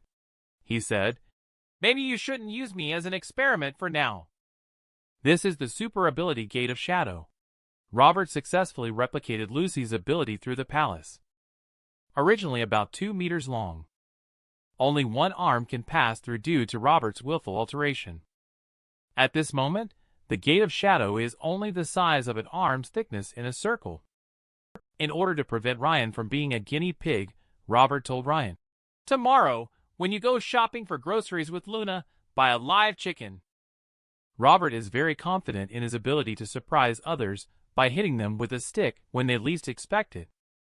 Although this ability is still a bit imperfect, it fits well with Robert's character. With Ryan's cooperation, Robert starts making bombs. The next day on campus, Jessica came to the classroom to prepare to elect a class monitor and study committee member. At this time, a classmate recommended Robert to be the class monitor and a girl to be the study committee member. This way it's easier to distinguish. And Robert doesn't know what the class monitor does. He thinks he can get a stipend. It wasn't until Julia's response that he knew the monitor's role is to motivate everyone to study. She finished speaking and then laid down to sleep again. She said that Leon is planning something very dangerous recently. You'd better keep a certain distance from him. Robert has become interested. He also suspects that Leon is up to something suspicious. What is Leon doing? She said. We saw people from Corporation Q scouting outside number 4 mental hospital. Julia calmly replied. It looks like they are planning to rob that mental hospital. Robert is hearing about robbing a mental hospital for the first time. And inside this mental hospital is a very dangerous supernatural entity. If Leon releases him, the entire 109 fortress may fall into an unknowable future. Robert understood as soon as it was said. After failing to subdue Daisy, Leon actually shifted his focus to the so-called number 4 mental hospital. And Leon dared to rob the L family's mental hospital all because of the people Luca planted in 109 fortress. Even if something goes wrong, we can just make Luca pay for the ransom. And the person in this mental hospital has an extraordinary ability. That is hypnosis. Every day, even the food delivery person wears noise-canceling headphones and pushes the food in through the door. Why don't they just kill such terrifying people? Robert asked curiously. Julia is now puzzled. They didn't do anything wrong. Why should they be killed? Your logic is very strange. However, this time Robert calmly said, How do you judge good and evil? And who decides the standards of judgment? Julia fell silent. The world has been destroyed by those things before. We just don't want to see this world fall into despair again. Robert was stunned. This is the result of a previous cause. The organization to which Julia belongs is clearing up things that once destroyed the world. At this moment, Julia says, the supernatural entity that Leon saved has a problem. If she is following by Leon's side, you should also be careful. This is the most professional binding technique I have ever seen. She's much more pitiful than Scapegoat Cooper. In the backyard of the shop, Luna is busy washing vegetables and cooking. Because Robert had mentioned that this Daisy has issues, so he has never approached her. Cody has been watching Daisy all along, and at this moment, he is sitting on a small stool beside Daisy, watching a line of ants on the ground attentively. He still hasn't noticed that Daisy, who was originally tied up behind him. I didn't know when she had slowly freed herself from the ropes. Just as Cody was preparing to go out for a meal, Daisy's arm suddenly climbed onto Cody's neck. She was like she was lying on Cody. Daisy whispered, Brother, what are you looking at? He said, Guest, please behave yourself. Cody replied contently. But as soon as the words fell, Daisy had already opened her crimson mouth. 2 fangs between her lips, and teeth quickly grew out. She bit Cody's neck in one go. With a snap, her teeth broke when Daisy bit down. At that moment, a golden armor suddenly appeared under Cody's skin on his shoulder. Then the armor wrapped his entire shoulder and neck. Daisy never expected such a turn of events. But before she could react, a sudden gust of wind swept through the room. In an instant, Cody was on his knees, turning around with a punch. The heavy blow landed on Daisy's abdomen, causing blood to splatter out in one go. It almost killed her. However, Cody did not show mercy just because the other party was a woman. Instead, he punched Daisy in the face 2 more times. Daisy has completely lost the ability to fight. She has even lost her normal ability to think. Her head is buzzing. Cody sneered. It takes 3 punches to be enough. Only then can it be called 3 strikes on the white bone demon. Daisy used to squat at the entrance of Seed of Fire Company, looking to find an opportunity to suck blood to enhance her super ability. But she couldn't figure it out. How did she end up in this situation now? At this moment, Daisy immediately set upon seeing Luna. Luna, you are the kindest. Please let them release me. However, before finishing her sentence, Daisy saw Luna handing Cody another rope. Tie her up tighter this time. To be honest, Robert really doesn't want to treat a woman like this. But in this world, there are no distinctions between men and women when it comes to safety risks. Kindness is precious. However, if a kind person doesn't pick up a weapon, then they are considered weak. Cody, you did a great job this time and deserve praise. However, remember to lock the door properly to prevent Leon from seeing it. In the face of Robert's praise, Cody is as happy as a child. Just as a few people were about to go out for a meal, Robert felt like something was missing. Ryan said that what was missing was the sound of Leon trying to please Daisy. Robert immediately realized that Leon and the others were planning to rob number 4 mental hospital. It's not going to happen tonight, is it? Do you know where number 4 mental hospital is located? Robert took a map and went to number 4 mental hospital. Just arrived at the entrance. Suddenly, someone pushed open a manhole cover from the inside to the outside of number 4 mental hospital. Immediately after, 30 heavily armed combatants emerged from the inside, along with the chubby Leon. Thomas instructed in the simple communication device to split into 3 groups, infiltrate separately, and avoid engaging in battle. Withdraw immediately upon locating White Rat number 2. Eliminate all targets except for White Rat number 2. There are only 2 supernatural entities in this number 4 mental hospital. But number 1 is too dangerous according to the intelligence information. So Leon chose to give up. Leon had seen the information when he passed by the data room before. I saw a young man with fair and delicate features sitting in the interrogation room. And opposite him was a doctor in a white coat. The man seems unable to remember something. Then the doctor starts to hypnotize him. In a countdown, the man suddenly opened his eyes, startling the doctor. The second hypnosis followed closely, and this time a mutation occurred suddenly. The doctor actually fell asleep. The young man watched all this with a smile on his face. Leon looked at the information and felt a little emotional. It turned out that this was the legendary Demon Whisperer, which seemed to be triggered by the process of hypnosis opening his super ability. Demon Whisperer is a term used among corporations for a supernatural entity with extremely powerful hypnotic abilities. No matter what, only take number 2 away. After saying that, the operatives of Corporation Q worked efficiently. Leon had just led the team in. The team from L family's car arrived at the door. Robert watched all this. He knew that there would definitely be casualties in this battle led by Leon. If they need treatment, they will definitely come to him. He must go back early now. On the other side, Leon looked at number 2 on the operating table. He's too young. 10 or 11 years old. They could be my daughter.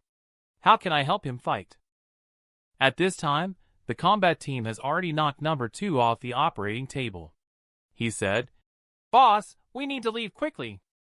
Several people had just come out from the courtyard and were heading towards the vehicles, when suddenly several loud explosions were heard. The vehicles in the distance exploded directly, shining like brilliant fireworks in the midnight. Leon got angry at that moment. Who is this unknown _0? Always idle and has nothing to do, but insists on damaging my new car. I won't let you off the hook. Looking at these, Julia in the distance had a faint smile on her lips. Inside the Herbal Hall Clinic, Ryan pulled everyone to pray for Robert.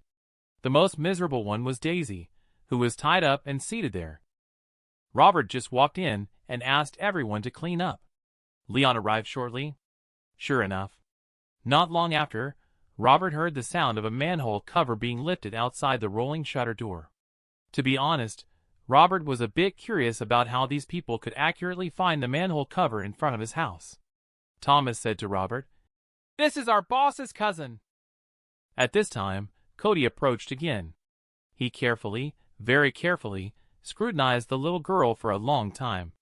Suddenly, he said to Robert, "Master, it seems like this time is it." This is interrupted by Leon saying, "What's going on? You think everyone looks like your celestial dragon horse at home." Cody shook his head. Not celestial dragon horse, but a carrying pole.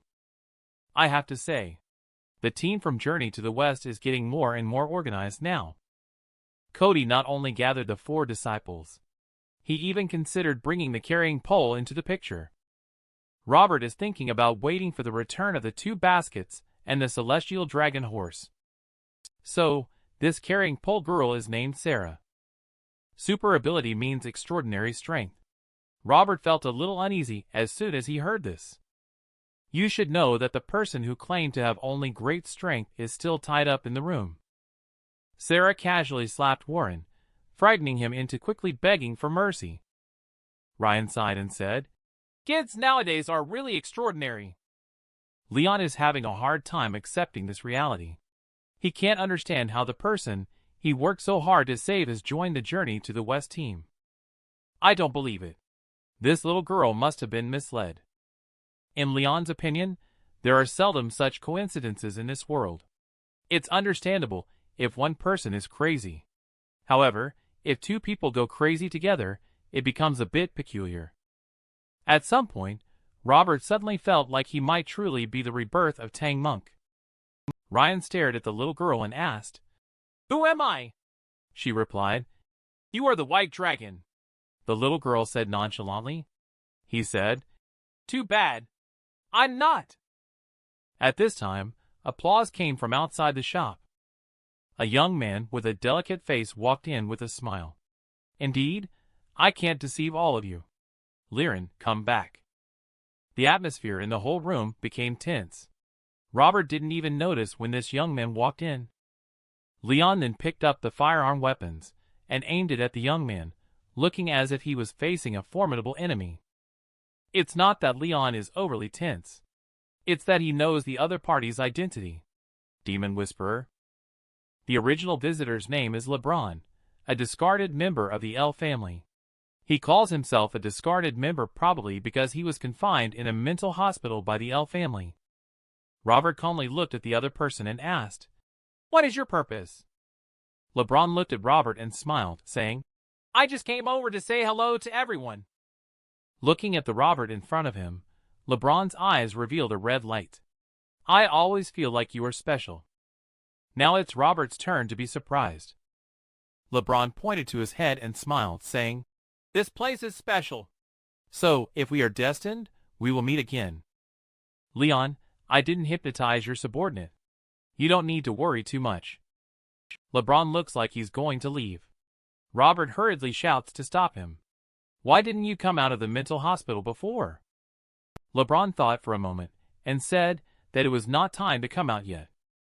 This sentence suddenly made Robert realize that there must be something that LeBron must do when he comes out. Could it be related to the research results of L Corporation as well? LeBron walked into the night with Sarah. This time Leon was disappointed. "Why does the L family detain their own descendants?" Robert asked curiously. "The inside of the corporation is not as beautiful as you imagine. Cutthroat competition is everywhere. I want to make a name for myself within the family. You have to climb up by stepping on the shoulders of your brothers and sisters." Robert laughed. "Then how many brothers and sisters did you and Luca step on?" He holds heavy troops in his hand to win thousands of miles. Luca is naturally thoughtful and prepares for the future. His daily hobbies, however, are listening to operas and planting flowers. In Leon's eyes, Luca is a born leader. Robert didn't expect that Leon would be so protective of his younger brother. He said that even if his own life was miserable, he could still manage to survive. The current 109 fortress has already started to become chaotic. The Y family has arrived, and the Seed of Fire Company is still hiding in the dark. The Demon Whisperer has also appeared. Even the thugs have showed up. Leon gave Robert a warning glance. "Don't be too conspicuous recently." Robert looked at him. "Aren't you the most conspicuous person in the fortress now?" Robert was curious. Why didn't the Q family send anyone to support us here? Leon boldly stated that he could handle 1,000 men on his own. However, the headquarters of Corporation Q is located on the mountainside inside Fortress 111. The elderly man sitting at the head of the conference room tapped the table with his finger and asked, "How is Quint's progress?"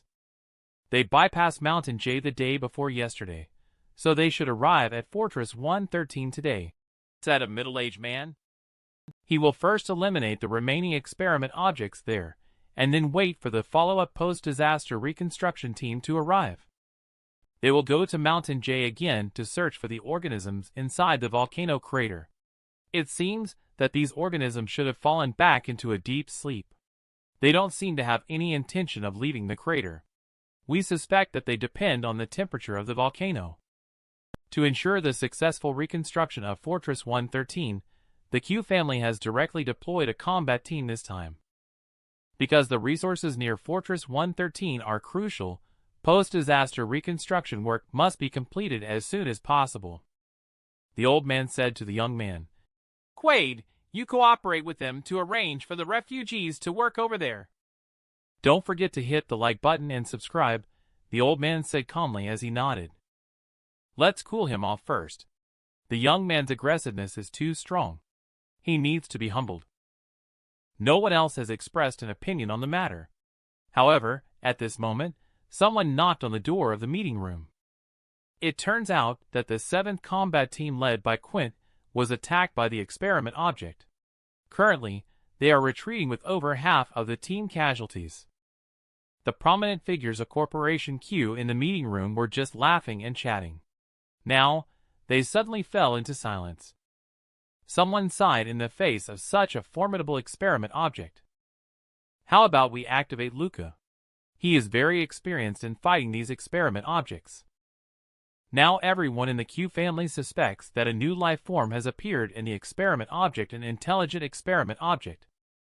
However, they chose to suppress and confine Luca, who possesses outstanding abilities. Outside the 109 fortress, cars were driving toward the fortress, with a shadow clinging under one of the vehicles.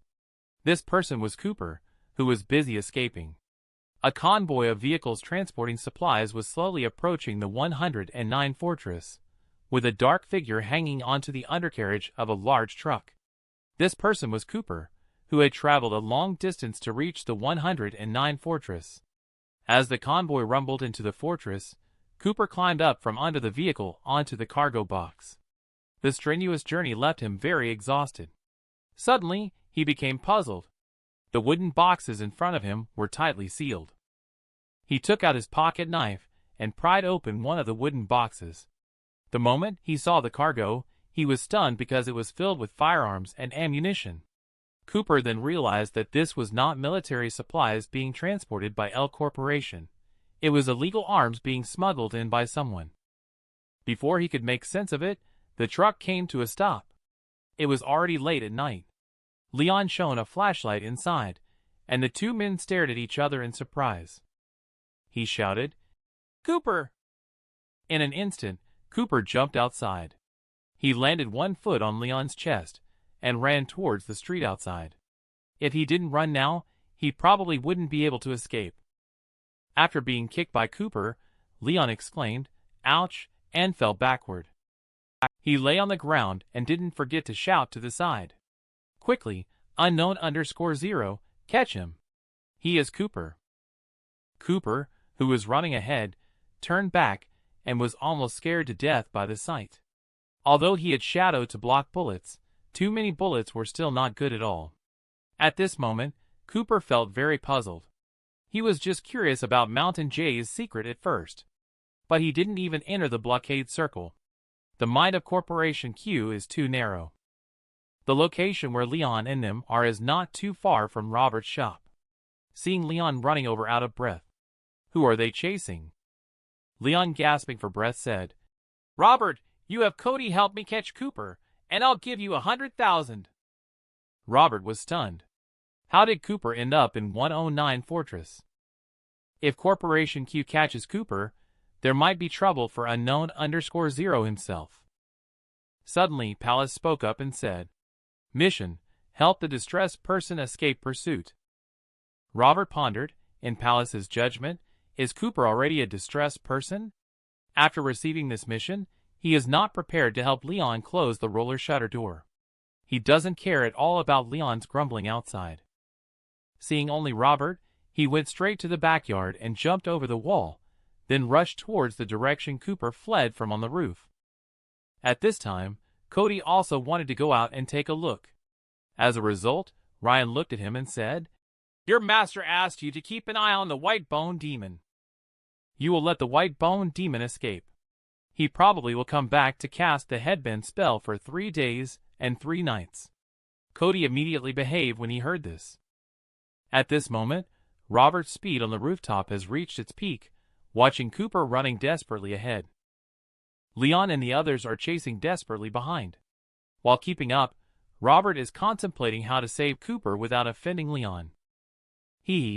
Luckily you don't have the weapon to knock them out. The next moment, Leon saw a hand suddenly reaching out from the shadow on the eaves next to him.